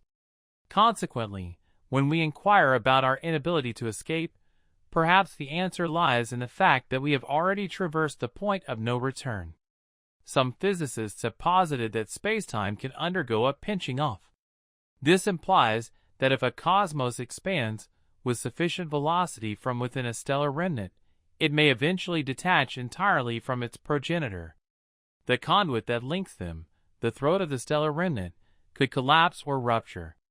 Subsequent to that juncture, the two cosmoi would cease to be interconnected. Even in theory, they would evolve into two distinct realms of existence, each possessing its own temporal and spatial dimensions. This concept has been explored in certain permutations of quantum gravity and also features in discussions concerning nascent cosmologies, theoretical constructs that bud off from our own spacetime and drift away. In these models, a nascent cosmology originates as a minute perturbation, develops, and ultimately severs its connection. Thereafter, it exists independently. However, for this phenomenon to occur, the expansion of the nascent cosmology must outpace the inward gravitational pull at the stellar remnant's core, and not merely marginally outpace it, but do so dramatically. Inflation must not only commence, but persist for a duration sufficient to extend space to colossal magnitudes before any collapse can exert its influence. Should inflation falter, the nascent cosmology might implode, culminating in a singularity, a terminal point.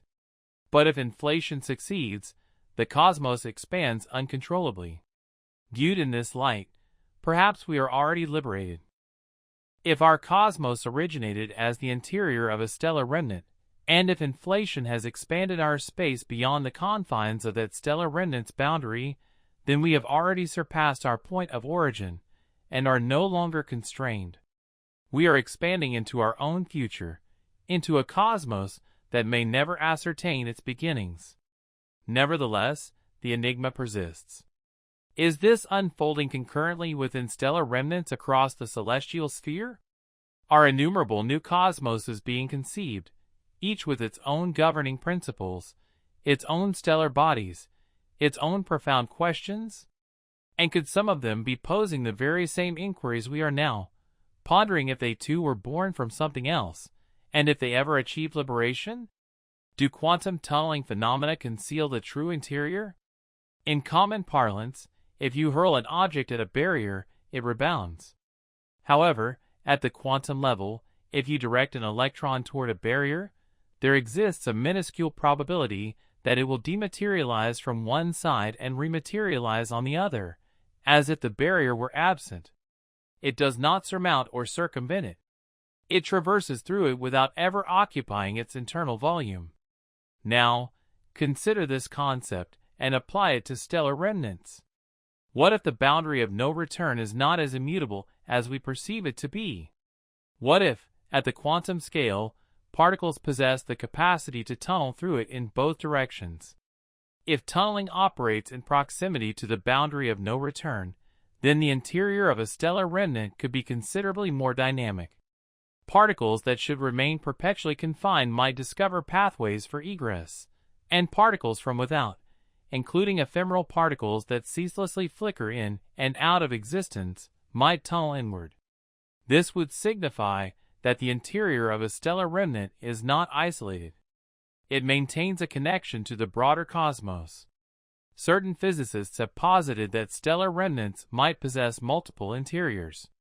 Not merely a central nucleus ensconced by a void, but stratified layers akin to an onion. These layers could arise from distinct quantum states, each characterized by its own energy, density, and curvature. Conceive of it as superimposed realities nested within one another. The majority of these would be inaccessible through conventional physical means. However, through quantum tunneling, particles or even fragments of information might migrate between these layers. This could imply that the interior of a stellar remnant is not a singular region at all. It might constitute a network of quantum domains shaped by tunneling effects. Some of these domains could reside in close proximity to the periphery. Others could be deeply embedded within the black hole's geometry. Some might exhibit stability. Others could undergo perpetual alteration, and we would remain oblivious to them from the exterior. To comprehend the mechanics of this, we must engage with the concept of potential barriers. In quantum mechanics, a barrier is not invariably a physical impediment. It is any region where energy fluctuates in a manner that should arrest a particle. However, owing to the wave-like nature of particles, they do not always cease their motion. The wave function can permeate the barrier. And if the barrier is attenuated or the energy levels are precisely aligned, the particle can reappear on the opposite side. Within a stellar remnant, the geometry of space and time engenders numerous such potential barriers. The immense gravitational forces, the warped spatial configuration, the fluctuating temporal vector, all collectively form regions that should isolate different areas from one another. But if tunneling is a viable phenomenon, then particles might drift through these regions, thereby forging connections that elude our perception. One notion that emerges from this line of inquiry is the potential for concealed interiors. These are segments of the stellar remnant that are unreachable through conventional ingress.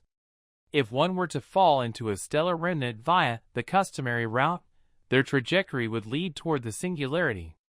However, quantum tunneling might facilitate oblique trajectories, clandestine pathways through the quantum structure of the stellar remnant. A particle could vanish from one location and materialize in another, bypassing the perilous core entirely. Perhaps the singularity represents merely one possible endpoint. Other regions could exist in proximity, but remain inaccessible unless tunneling occurs. These regions might contain energy, information, or the nascent elements of new cosmos, but they would be imperceptible, concealed behind quantum impediments. Certain researchers have even endeavored to articulate these concepts utilizing string theory and quantum gravity. This generates a turbulent, fluctuating substratum, and within such a medium, tunneling could be an intrinsic aspect of the geometry's functioning. The interior of the stellar remnant would then resemble a tempest of overlapping spatial expanses, each constructed according to quantum principles.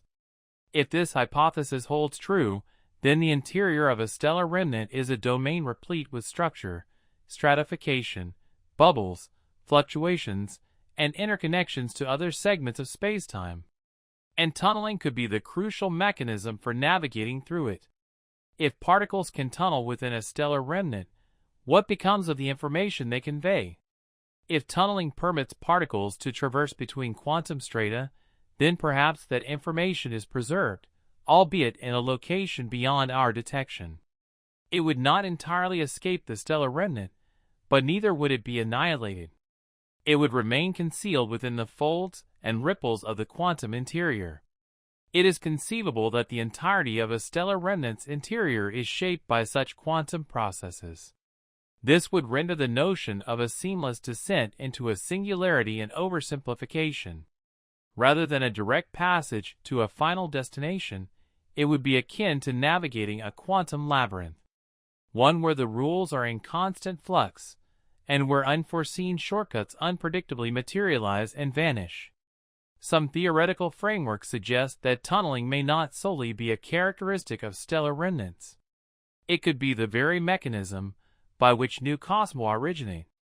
When matter collapses into a stellar remnant, it might reach a critical juncture where classical gravitational principles falter. At that precise moment, quantum effects assume precedence.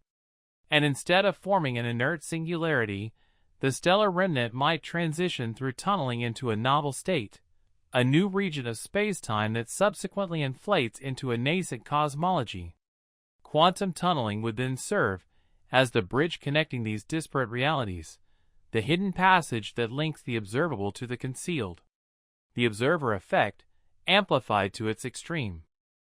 Within the realm of quantum mechanics, an unusual principle exists, one that resonates more with philosophical discourse than scientific inquiry. The act of observation alters the observed phenomenon. At the most fundamental scales of nature, the mere act of measurement, or even the potential to measure, can influence the outcome. This is termed the observer effect and occupies a central position in quantum theory. Particles such as electrons and photons do not possess definitive positions or velocities until they are subjected to measurement. Prior to that juncture, they exist as probabilistic distributions spread across space, described by probability amplitudes. However, the instant a measurement is performed, that probabilistic cloud collapses. The particle is instantaneously localized with specific attributes. It is as if the universe awaits a definitive observation before solidifying its reality. This proposition has ignited extensive debate. Certain physicists interpret it as a mere artifact of our descriptive methodologies, rather than an indication of conscious involvement. Others contemplate the possibility of a more profound connection, a link between awareness and the very nature of reality. Regardless of one's stance in this debate, one aspect is undeniable. Quantum systems do not behave like rigid, predictable clockwork mechanisms. They are elusive, adaptable, and unpredictable until an observer, or some interacting entity, engages with them. Now, imagine extending this principle to the context of stellar remnants. Stellar remnants are fundamentally governed by gravity, space, and time, the conceptual framework of Einstein. However, the quantum realm operates according to entirely different principles, characterized by discrete transitions, inherent ambiguity, and inherent unpredictability. Somewhere within the intricate mathematical underpinnings, these two domains must converge. What if the act of observation itself plays a role in the behavior of stellar remnants? Not merely from an external vantage point, but also from within. Visualize this scenario. A stellar remnant devoid of any observers is simply a region of distorted spacetime. Everything within its confines adheres to the principles of general relativity. It curves inward. Light is incapable of escape. and time progresses inexorably toward a singular endpoint. But what transpires when a conscious observer is introduced into this environment? From their subjective experience, they traverse the event horizon without perceiving any anomaly. However, their presence instigates a change, not a physical alteration in the conventional sense. They do not exert a significant force upon the spacetime fabric, but from a quantum mechanical perspective, they introduce a novel element, the capacity for observation. This might seem an excessive extrapolation. After all, how could mere awareness influence the fundamental structure of a stellar remnant? Yet, within quantum theory, it is not consciousness in the anthropomorphic sense that is paramount. It is the potential for interaction. The moment a system can, in principle, be measured, even if no actual measurement is performed, the governing rules shift. Probabilities coalesce into a singular pathway. Ambiguity resolves into definitiveness. Within a stellar remnant, this could imply that certain quantum states remain indeterminate until an observer is present. Until that point, the interior could exist in a superposition of states, a probabilistic cloud encompassing all conceivable configurations. The space within might manifest as flat, curved, rotational, or even branching. But once an individual crosses the event horizon and initiates observation, that entire spectrum of possibility collapses into a single, concrete reality. This represents an extreme amplification of the observer effect. Instead of influencing individual particles or atoms, it could potentially affect spacetime itself. The very form of the stellar remnant's interior might be contingent upon the manner in which it is observed, or indeed, whether it is observed at all. There are indeed theoretical frameworks in physics that align with this perspective. One such concept is complementarity, wherein two distinct observers can perceive entirely different phenomena occurring simultaneously, and both perspectives are deemed valid within their respective frames of reference. If both these realities coexist, then which one holds precedence? The principle of complementarity suggests that we may need to abandon the pursuit of a singular, immutable answer. Reality itself might be observer-dependent.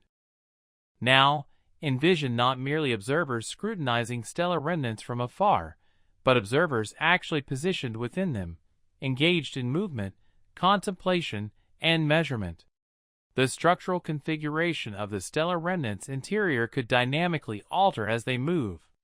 Not in the sense of solid barriers materializing or conduits opening, but rather in terms of quantum geometry. Space might reconfigure itself subtly in accordance with what is being measured. Temporal progression might experience differential stretching. Events that were previously obscured by uncertainty might instantaneously resolve into clarity. Certain interpretations of quantum mechanics lend credence to this line of reasoning. The relational interpretation, for instance, posits that properties such as position or energy do not exist in an absolute sense. They are defined solely in relation to other entities, particularly an observer. Consequently, the space within a stellar remnant might not possess an inherent, fixed nature. It is constituted by the interrelationships between whatever occupies its interior and whoever is observing it.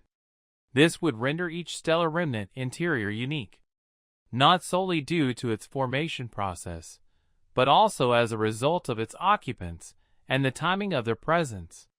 Two stellar remnants with identical mass, angular momentum, and charge could nevertheless exhibit distinct interiors, shaped by different observers entering them at different epochs.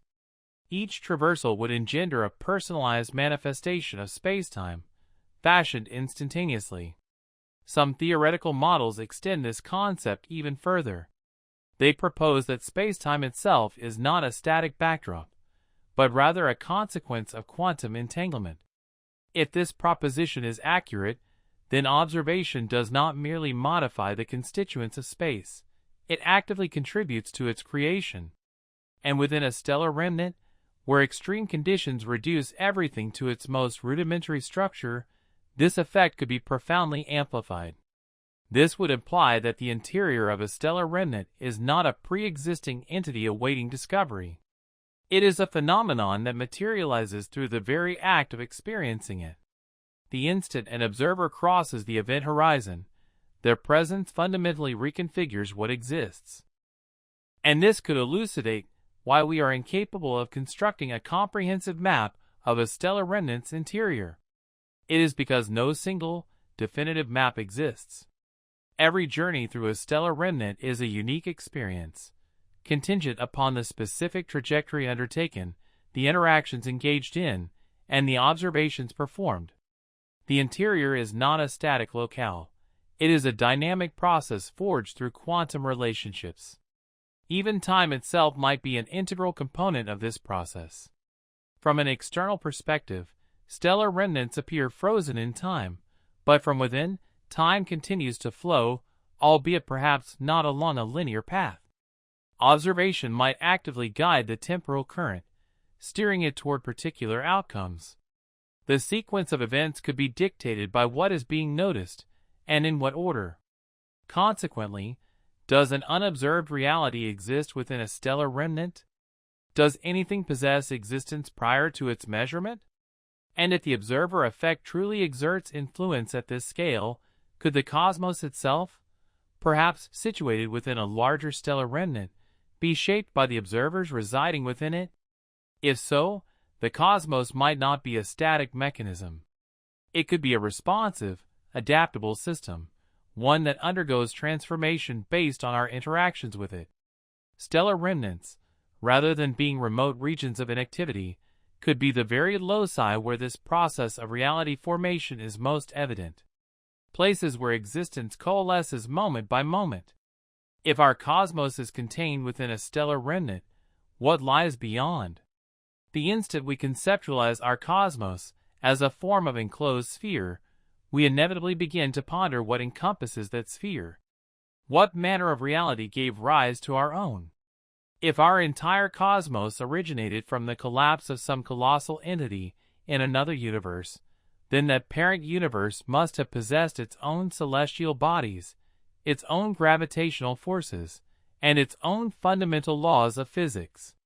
And somehow, one of those celestial bodies collapsed into a stellar remnant so potent that it gave birth to an entire cosmos on the opposing side.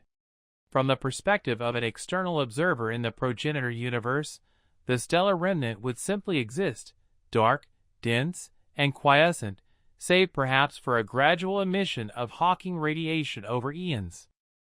However, on the interior, an entire cosmos would be unfolding, with galaxies forming, stars igniting, and life evolving. Eons could transpire within, while from the outside, virtually no time would have elapsed. Time itself might flow at disparate rates between the two. This imbues the progenitor universe with an even greater sense of mystery. Is it of greater antiquity? Is it still active? Has it continued its existence independently of us? Or did it cease to be upon the formation of our stellar remnant? If our cosmos continues to expand, that suggests the energy that initiated this expansion has not yet been depleted. However, it offers no insight into what transpired beyond the event horizon. The progenitor universe could be fundamentally dissimilar to our own, or it might bear a striking resemblance. One hypothesis suggests that each derived cosmos inherits certain characteristics from its parent. Perhaps the mass, angular momentum, or charge of the stellar remnant in the parent universe influences the initial conditions within the derived cosmos. Consider, for instance, that a spinning black hole could imbue a nascent universe with its rotation. A specific quantity of matter within it might dictate the energy available in that subsequent cosmos. This would imbue each universe with a unique signature, a reflection of the black hole from which it emerged, shaped by its consumed contents, yet charting its own independent course after creation. However, this also implies that the progenitor cosmos could have been vastly dissimilar. Its fundamental physics might have permitted different forms of matter. Stars could have been considerably larger, or the formation of black holes might have been more commonplace. Alternatively, it could have been governed by principles utterly alien to our comprehension. Our own cosmos might appear quite ordinary to us, but from an external vantage point, it could be perceived as peculiar, rare, or even inherently unstable. Is our universe a singular entity? If the originating universe contained numerous stars, and many of those stars subsequently collapsed into black holes, it might have been the genesis of multiple universes. Ours could be one among billions, each conceived from a distinct black hole, each progressing autonomously. Such a parent universe might function as a cosmic incubator, perpetually disseminating new realities. Some theorists envision the parent universe as immeasurably vast, potentially far exceeding ours in size and age, teeming with enigmatic structures and exotic life forms. Others propose it may no longer exist, having either collapsed or dissipated eons ago. In such a case, our universe could be the sole remaining vestige, akin to a fossil of a grander cosmic event, now isolated and adrift within its own temporal flow. And if our universe harbors black holes, as indeed it does, then perhaps we too have become a parent universe. This generates a kind of universal lineage, with progenitors and descendants interconnected through black holes. The divergence could extend infinitely, not spatially, but across spacetime, each instance representing its own discrete existence.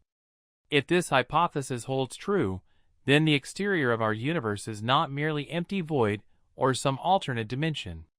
It is an entirely separate cosmos, possessing its own galaxies, its own black holes, and its own unfolding narrative. That universe, in turn, might possess its own exterior, and so on, ad infinitum.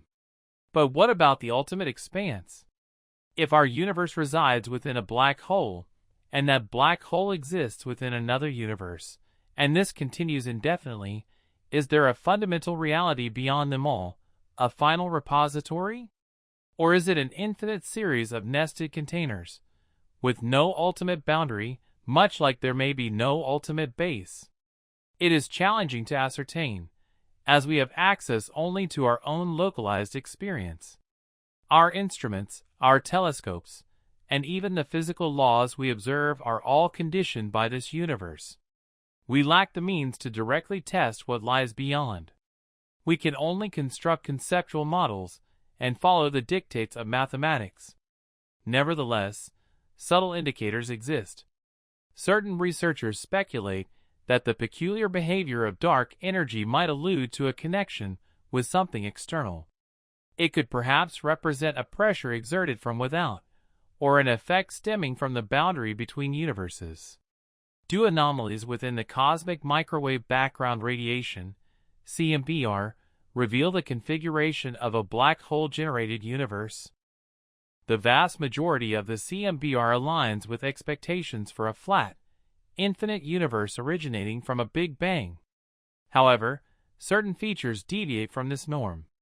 One of the most notable is the cold spot, a region in the southern celestial hemisphere exhibiting a temperature significantly lower than its surroundings. Furthermore, alignments of large-scale patterns appear non-random. Specific segments of the CMBR seem to align in configurations that would be improbable in a perfectly isotropic universe, meaning a universe that appears the same in all directions. Initially, scientists attributed these discrepancies to instrumental errors. Perhaps they arose from residual noise in the detectors or interstellar dust within our own galaxy obscuring the view. Yet, these anomalies have withstood rigorous examination. While not sufficiently compelling to establish definitive proof, they persistently raise questions. Could they be offering profound insights into the overall geometry of the universe? If our universe originated from the curved interior of a black hole, its spatial geometry might leave discernible imprints on the CMBR. These anomalies could represent residual echoes of the very shape we inhabit. In a flat universe, light propagates in perfectly straight lines indefinitely. However, within a curved universe, particularly one with intense internal gravity, such as the interior of a black hole, light paths can bend, contort, or even loop back on themselves. This phenomenon could manifest as unusual temperature distributions in the CMBR. For instance, if space possessed the shape of a three-dimensional sphere or a torus, a photon traveling in a particular direction might eventually return from the opposing side. This could result in recurrent patterns across the sky. Different geometries could produce distinct types of signatures. A universe with negative curvature, resembling a saddle, would amplify CMBR fluctuations on the grandest scales. Conversely, a positively curved space, akin to a hypersphere, might suppress these large-scale variations. Intriguingly, some observed CMBR anomalies exhibit reduced power at the largest angular scales. This could potentially indicate a closed, finite universe, a characteristic one might anticipate within a black hole. The cold spot itself remains one of the most profound enigmas. Spanning approximately 5 degrees of the sky, it is notably colder than adjacent regions. One proposed explanation involves a supervoid, an expansive region of empty space through which photons traveled en route to us. As they traversed this void, they would have lost energy, arriving at a lower temperature than anticipated. However, there is considerable debate regarding whether existing voids in that particular direction possess sufficient size to account for this observed effect. If not, then perhaps the cold spot offers a deeper clue about the curvature of space in that locale, or represents a lingering imprint from the universe's very inception. Another perplexing feature is the so-called axis of evil. This designation was humorously assigned to a pattern observed in the CMBR, wherein specific large-scale fluctuations appear to align along a singular celestial direction. In a truly random and uniform universe, such alignments are statistically improbable, yet they are demonstrably present and have been corroborated by multiple satellite missions. Some cosmologists consider this a mere statistical anomaly. Others, however, ponder whether it signifies something more substantial, an indication that the universe possesses a directional bias or that its geometry is more complex than currently understood. If our universe originated from a rotating black hole, one endowed with angular momentum, then its spin could have left a detectable trace within the fabric of spacetime. This trace might still be discernible today as a preferred axis, an imprint of the black hole's initial rotation. The large-scale alignment observed in the CMBR could represent precisely that imprint, a residual mark from the precise moment of our universe's genesis. Even more subtle indications might be concealed within the polarization of the CMBR. This refers to the orientation of light waves, which can convey information about the movement of matter and the shape of space in the early universe. The Planck satellite and other instruments have meticulously mapped polarization patterns. While the data is intricate, certain configurations do suggest twists and turns that do not conform to simplified models. These findings, too, could point towards a universe possessing a more intricate internal structure, perhaps one born from a spacetime that was already curved or in motion. The question of boundaries also arises. If our universe is finite, does it possess an edge? The conventional answer is no. It could be finite yet unbounded, akin to the surface of a sphere. However, if we are contained within a black hole, then there might exist a form of boundary, a constraint inherent in the geometry of space, which could cause light paths to deviate in unusual ways, and it might even influence the manner in which early universe fluctuations were smoothed out. Certain physicists have posited that a black hole-generated universe could induce a lensing effect on the CMBR, bending light in ways that create ring-like formations or distortions. These would be exceedingly faint and difficult to discern amidst background noise, but future observational instruments might possess the capability to detect them. Experiments such as CMB-S4, the Simons Observatory, and even more advanced space-based missions are being developed to scrutinize the CMBR with unprecedented detail. If the shape of our universe is subtly curved in an unforeseen manner, these endeavors may ultimately reveal it. The CMBR is replete with information, but also with noise, and disentangling the genuine signals presents a formidable challenge. Yet, each new observation contributes another piece to the overarching puzzle, and the anomalies continue to challenge our fundamental assumptions. If we are, in fact, inhabiting the interior of a black hole, then the evidence may already be inscribed across the celestial sphere in the most ancient light detectable. Our task is simply to decipher it. Would the laws of physics differ within a universe born from a black hole? Physical laws are contingent upon a few critical numerical values: the speed of light, the intensity of gravity, the electron's charge, the proton's mass, and so forth. These are not derived from theoretical principles. Rather, we measure them without fully understanding their origins. Had these values been even marginally different, stars might not have formed, atoms could have failed to cohere, or life as we recognize it might never have emerged. These fundamental constants appear to be precisely calibrated, yet their ultimate source remains unknown.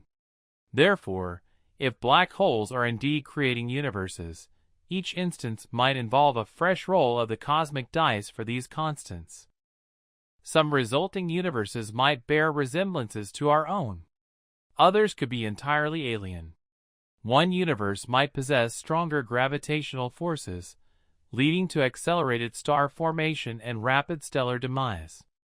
Another might have weaker fundamental forces, resulting in matter struggling to aggregate at all. Some universes might lack stable atoms. Others might preclude the existence of structures larger than dust motes. The majority would likely be stillborn, devoid of life and energy almost from their inception. However, some might endure.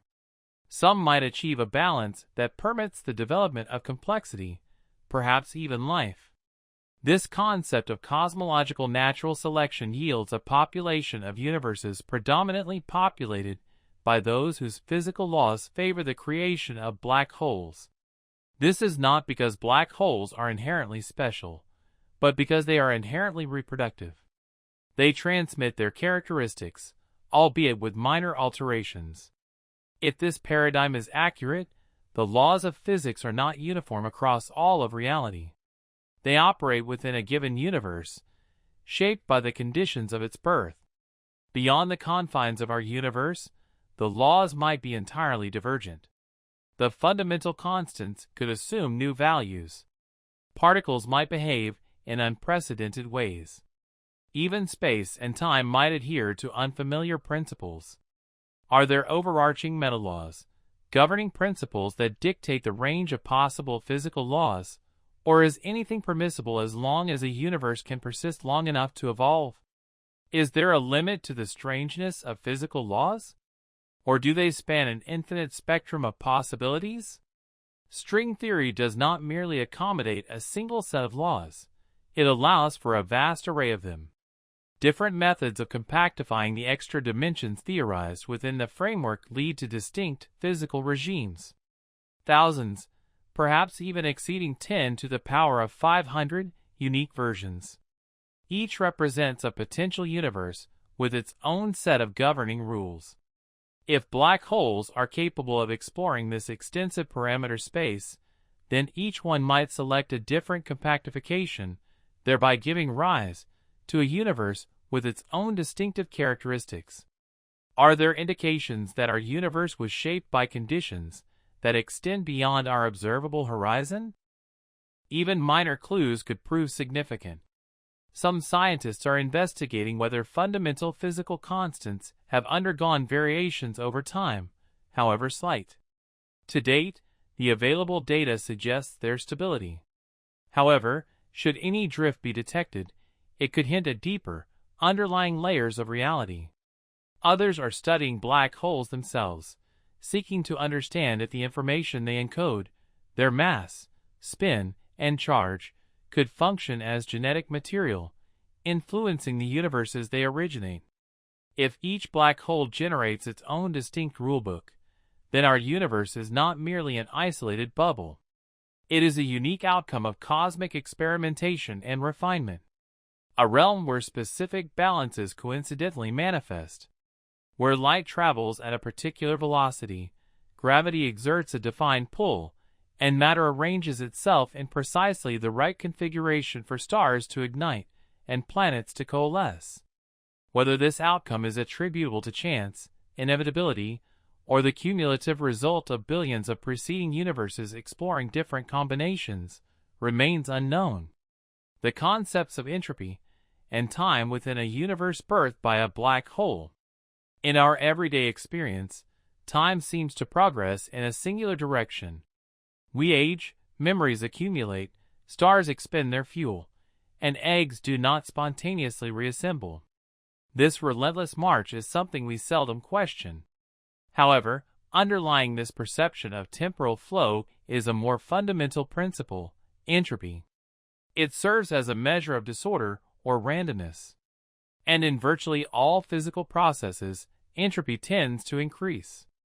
It is this augmentation that imparts directionality to time. Without it, time might lack any discernible quality. In a universe originating from a black hole, does the arrow of time operate in the same fashion? Or could it exhibit different behavior? Perhaps it might even flow in reverse, cease to advance, or diverge into multiple temporal pathways. To investigate this, we must examine more closely the interconnectedness of time and entropy. In thermodynamics, a state of low entropy is characterized by high order, akin to a newly arranged deck of cards in sequential order. A state of high entropy, conversely, is marked by messiness and disorder, comparable to a shuffled deck. If left undisturbed, systems naturally progress from states of order to disorder. A hot beverage cools, rather than spontaneously heating up. A fractured plate does not spontaneously mend. These phenomena are governed by the second law of thermodynamics. However, the laws of physics at the microscopic level, the principles dictating the behavior of atoms and particles, are indifferent to temporal direction. If one were to film a single atom in motion and replay the footage in reverse, it would still appear physically coherent. The fundamental equations function identically in either temporal direction. The sole factor endowing time with a distinct direction is the increase of entropy. So, from whence did the directionality of time originate? Why does our universe progress from past to future, and not vice versa? One proposed explanation is that it commenced in a state of exceptionally low entropy. The Big Bang was not merely the genesis of space and time. It was also the most ordered state the universe has ever known. Since that epoch, entropy has been on a continuous rise. However, if a black hole was responsible for the formation of our universe, the question assumes a different form. What was the entropy level at the precise moment that universe began? Was it low, analogous to our Big Bang? Was it high? Or was it something entirely different? As one descends deeper into the interior of a black hole, time appears to decelerate from an external observer's perspective. In proximity to the singularity, time and space might exchange roles. The future might orient towards the central point. If a new universe originates beyond that central nexus or bounce point, it may initiate its own temporal progression, flowing outward from that origin. This nascent universe might not conform to the same thermodynamic trajectory. If it emerged from a rebound, the entropic conditions could be fundamentally distinct. Certain theories suggest that entropy might decrease on the opposite side, implying that time, from our viewpoint, could appear to flow backward. Others propose that entropy might reinitiate at a low level, but only within localized regions. Perhaps distinct areas exhibit differing temporal arrows. They might even converge. This leads to the concept of time symmetry. What if the universe born from a black hole is a temporal mirror image of the one that engendered it? Our universe expands forward in time. The other might expand in reverse. From our vantage point, this reverse time universe might appear to be contracting. However, from within, its inhabitants would perceive their own temporal progression as normal, much like we do. It is even conceivable that both temporal directions emerge from the same singular moment, akin to a tree branching in two opposite directions from a seed. One branch becomes our universe. The other becomes a universe with reverse temporal flow. For observers within each, time feels ordinary. But from a broader perspective, it represents a mirrored structure with two temporal arrows diverging from a common origin. Other possibilities are even more speculative. What if time within a black hole-created universe is not unidirectional? Could it loop? Could it bifurcate like pathways in a labyrinth? Could certain regions experience time flowing forward, while others drift in disparate directions, or remain timeless altogether? Within specific quantum gravity models, time might emerge only at larger scales, as an emergent property, rather than an intrinsic component of reality. In such models, the notion of a single temporal arrow might be overly simplistic. In a universe generated by a black hole, particularly one with drastically altered physics, time could be fluid, even fragile. It might not adhere to a singular rule. There are even subtle hints derived from black hole thermodynamics itself. Hawking radiation represents a random diffusion of disorder. However, the black hole also conceals its internal environment from external observation. So, where does the information ultimately reside? If a universe arises internally, perhaps that is where order is preserved. Possibly, the black hole compensates for the increase in entropy externally by fostering something new internally. A kind of entropic exchange across different realities. If a black hole engenders a daughter universe, what dictates the temporal arrow within the offspring? Is it inherited from the progenitor, or does it arise independently? Some theorists contend that the moment of creation defines the temporal arrow. From that point onward, entropy increases, and time advances. However, if two nascent universes are born in opposing temporal directions, they might each experience time differently, yet remain integral parts of the same overarching reality. Perhaps what we currently designate as now is not a universal temporal slice extending uniformly across existence. It might be a construct that only holds meaning within a specific domain. In one universe, time progresses forward. In another, it might be frozen, reversed, or bifurcated. The observer and the structure of the surrounding spacetime collectively determine the behavior of time. In the distant future, even our own universe could confront peculiar transformations in its temporal dynamics. As expansion continues and entropy approaches its maximum, time might lose its significance. In a scenario of heat death, where all matter and energy are uniformly distributed and no further work is possible, there might be no impetus for time to advance. The temporal arrow would vanish. However, if that eventual demise results in the formation of a new black hole, and that black hole subsequently gives rise to another universe, then time might recommence with a novel direction, a fresh entropic trajectory, and an entirely new narrative. What transpires when a progenitor black hole dissipates? We understand from Stephen Hawking's seminal research that black holes are not eternal. They gradually emit energy through Hawking radiation, diminishing over incomprehensible timescales until their complete disappearance. If our cosmos is dependent on a parent black hole, does its demise signify our own end as well? Or does our universe persist, liberated from its progenitor? From the perspective of the parent universe, the black hole shrinks incrementally, radiating mass until it ceases to exist.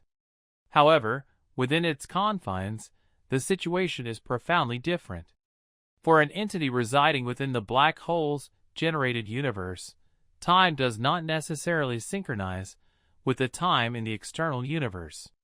Relativity dictates that time can flow with considerable variation, contingent upon one's position within a powerful gravitational field.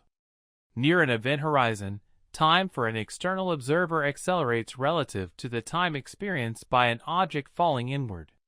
This implies that even if the black hole evaporates rapidly from an external viewpoint, the universe contained within could experience billions of years, or perhaps an infinite duration, before any alteration occurs. Certain models propose that once a new universe has formed beyond the black hole's singularity or rebound point, it becomes an independent spacetime. That universe then expands on its own, developing its own temporal progression, entirely detached from the fate of the parent universe. In this interpretation, the black hole within the parent universe serves merely as a transitional portal. Once traversed, the subsequent state of the gateway becomes irrelevant. The new universe proceeds independently, irrespective of whether the parent black hole evaporates or not. However, other possibilities cannot be entirely discounted. What if the connection to the parent universe remains active? What if the evaporation of the black hole also siphons energy or information from the universe within? Could the shrinking of the black hole's event horizon compress the internal universe, decelerating its temporal flow or even causing its disintegration?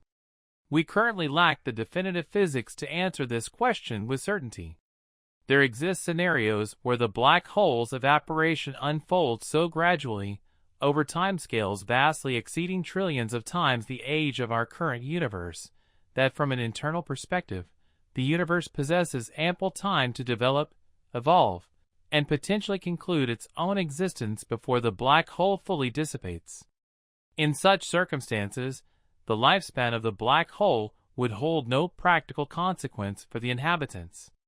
Nevertheless, if a profound interrelationship exists between the two, it might imply that black hole evaporation is a reciprocal process.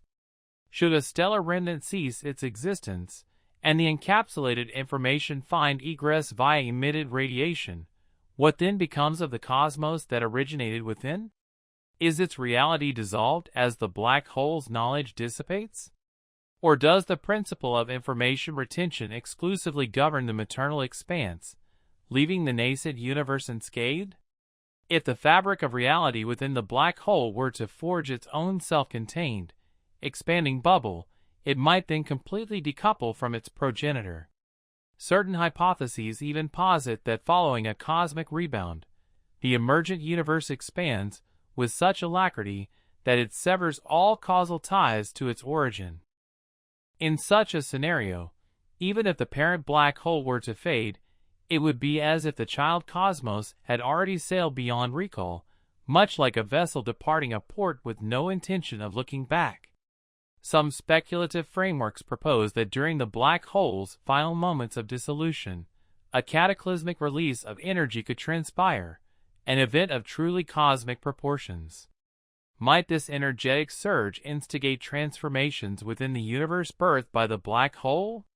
Could it introduce energy, precipitating profound alterations in the internal universe's physical laws?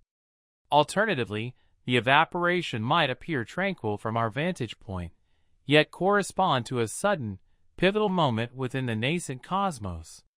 If the black hole were to expunge information as it dwindles, this would contravene a fundamental tenet of quantum mechanics. However, if the emergent universe carries that information forward, then evaporation might not signify obliteration at all. Rather, it would merely signify its reestablishment within the evolving universe on the other side. This would imply that the emergent universe becomes the definitive archive of all that has entered the black hole.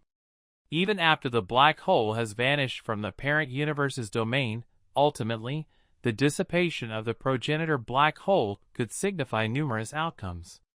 Our own cosmos might persist in its expansion, entirely self-sufficient and unaltered. Or it might still be intrinsically linked to the black hole's existence in ways currently beyond our comprehension. It is perhaps our limited understanding of quantum gravity that obscures the complete picture. Regardless of the specific outcome, these potential scenarios underscore the far-reaching implications of black hole phenomena. They challenge not only our understanding of stellar evolution or gravitational forces, but touch upon the ultimate destiny of all existence. Might advanced civilizations discover methods to harness the internal environment? Black holes are typically perceived as ultimate endpoints. However, to a civilization vastly surpassing our own in advancement, perhaps by millions or billions of years, a black hole might represent an unparalleled opportunity, a cosmic mechanism awaiting decipherment. If the interior of a black hole constitutes an expansive realm, then the prospect of its utilization transforms into a question of engineering prowess, accumulated knowledge, and control. What might a civilization that has unraveled the mysteries of space-time accomplish within such an environment? Firstly, consider the manipulation of time. In close proximity to a black hole, temporal dynamics exhibit peculiar characteristics. Envision a civilization that not only comprehends this phenomenon, but can actively exploit it. For such beings, the periphery of a black hole could serve as a sanctuary from the relentless march of time. They could sequester information or artifacts in distant orbits, where their aging process would decelerate significantly. They might transmit a signal into a black hole, only for it to re-emerge millennia later from the perspective of the external universe. Conversely, they could linger near the black hole's edge and witness entire galaxies evolve and extinguish, experiencing mere minutes themselves. In a sense, this would constitute a form of temporal displacement, not through direct temporal leaps, but by altering one's experiential rate of time. What of the interior realm itself? If the inner expanse of a black hole is indeed a separate universe, or at least a vast domain beyond the grasp of conventional reality, then a sophisticated civilization might deliberately seek entry, not as a desperate castaway, but as an agent with a defined objective. The interior could be repurposed for running complex simulations. If the internal space of a black hole is isolated from external influences, it becomes an ideal, self-contained system, free from interference or leakage. All the energy and matter that entered are retained, albeit transformed and contained. For a hyper-intelligent species, this could function as an immense cosmic data repository. They could encode information within the collapsing matter, utilizing it to establish the initial conditions for universe-scale simulations. Perhaps they would orchestrate multiple such simulations. It is conceivable that each black hole could become a novel experimental ground for evolution, physics, or consciousness. They could foster entire worlds within these confines and observe them from the exterior, or even venture into these created realities for direct experience. Naturally, venturing into a black hole poses inherent dangers for any conventional organism. However, for entities not bound by biological constraints, perhaps existing as pure information or possessing the capacity to modulate their own atomic structure, these perils might be mitigated. They might achieve passage across the event horizon unscathed, or they might forego physical ingress entirely, opting instead to dispatch probes or signals meticulously engineered to withstand the transition. Black holes are replete with potential energy, not solely due to the matter they contain, but also owing to their profound distortion of spacetime. An advanced civilization could leverage rotating black holes to extract energy, a methodology already posited by theoretical physicists. Furthermore, by extending their capabilities, they might access energy from within, not merely from the exterior. The internal universe might possess its own celestial bodies, its own structural organization, and its own thermodynamic processes. In essence, the black hole could transform into a colossal energy reservoir, holding the potential of an entire cosmos. The mastery of safely tapping into this immense power source would signify truly cosmic-level intelligence. Could life, or something analogous to it, manifest within a black hole? Perhaps not in a form we currently recognize, but through adaptation or artificial construct. A civilization viewing our universe as excessively volatile or exposed might construct habitats within black holes, sealed, secure environments shielded from external threats. These would transcend mere shelters. They would be complete ecosystems governed by custom-engineered physics, protected by the event horizon. If the interior is amenable to manipulation, and if such entities could influence the manner in which a black hole collapses, they might even program the resultant universe to align with their specific requirements, finely tuning fundamental constants as if adjusting machine settings. If black holes possess the capacity to generate new universes, this would represent the ultimate form of technological creation, not merely a computer or a machine, but an entire cosmos meticulously designed from inception. A civilization might advance to a stage where it ceases to merely explore space and begins to actively construct it. Each black hole would become a laboratory for cosmic architectural design. Some might be deliberately abandoned. Others might be populated with elementary particles, nascent stars, or even rudimentary forms of life. Should intelligence prove capable of surviving the transition, it could then inhabit these new expanses and flourish anew, propagating across successive strata of nested universes. And if they were engaged in such endeavors, we would remain unaware. From our perspective, a black hole appears deceptively simple. A few quantifiable parameters, mass, spin, charge, constitute the extent of our detectability. Yet, internally, circumstances could be vastly different. A thriving civilization might exist just beyond the event horizon.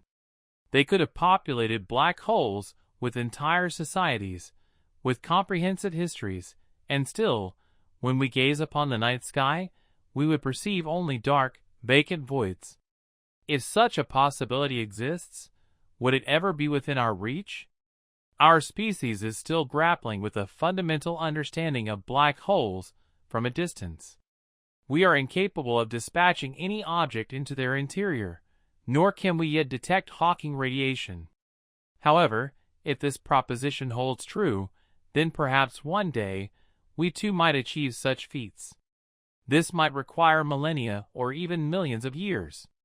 But it is conceivable that the future trajectory of intelligence might not lie amongst the stars, but rather within the enigmatic depths of the universe's most formidable objects. But this marks the conclusion of our current exploration. Were there any unconventional concepts that we overlooked?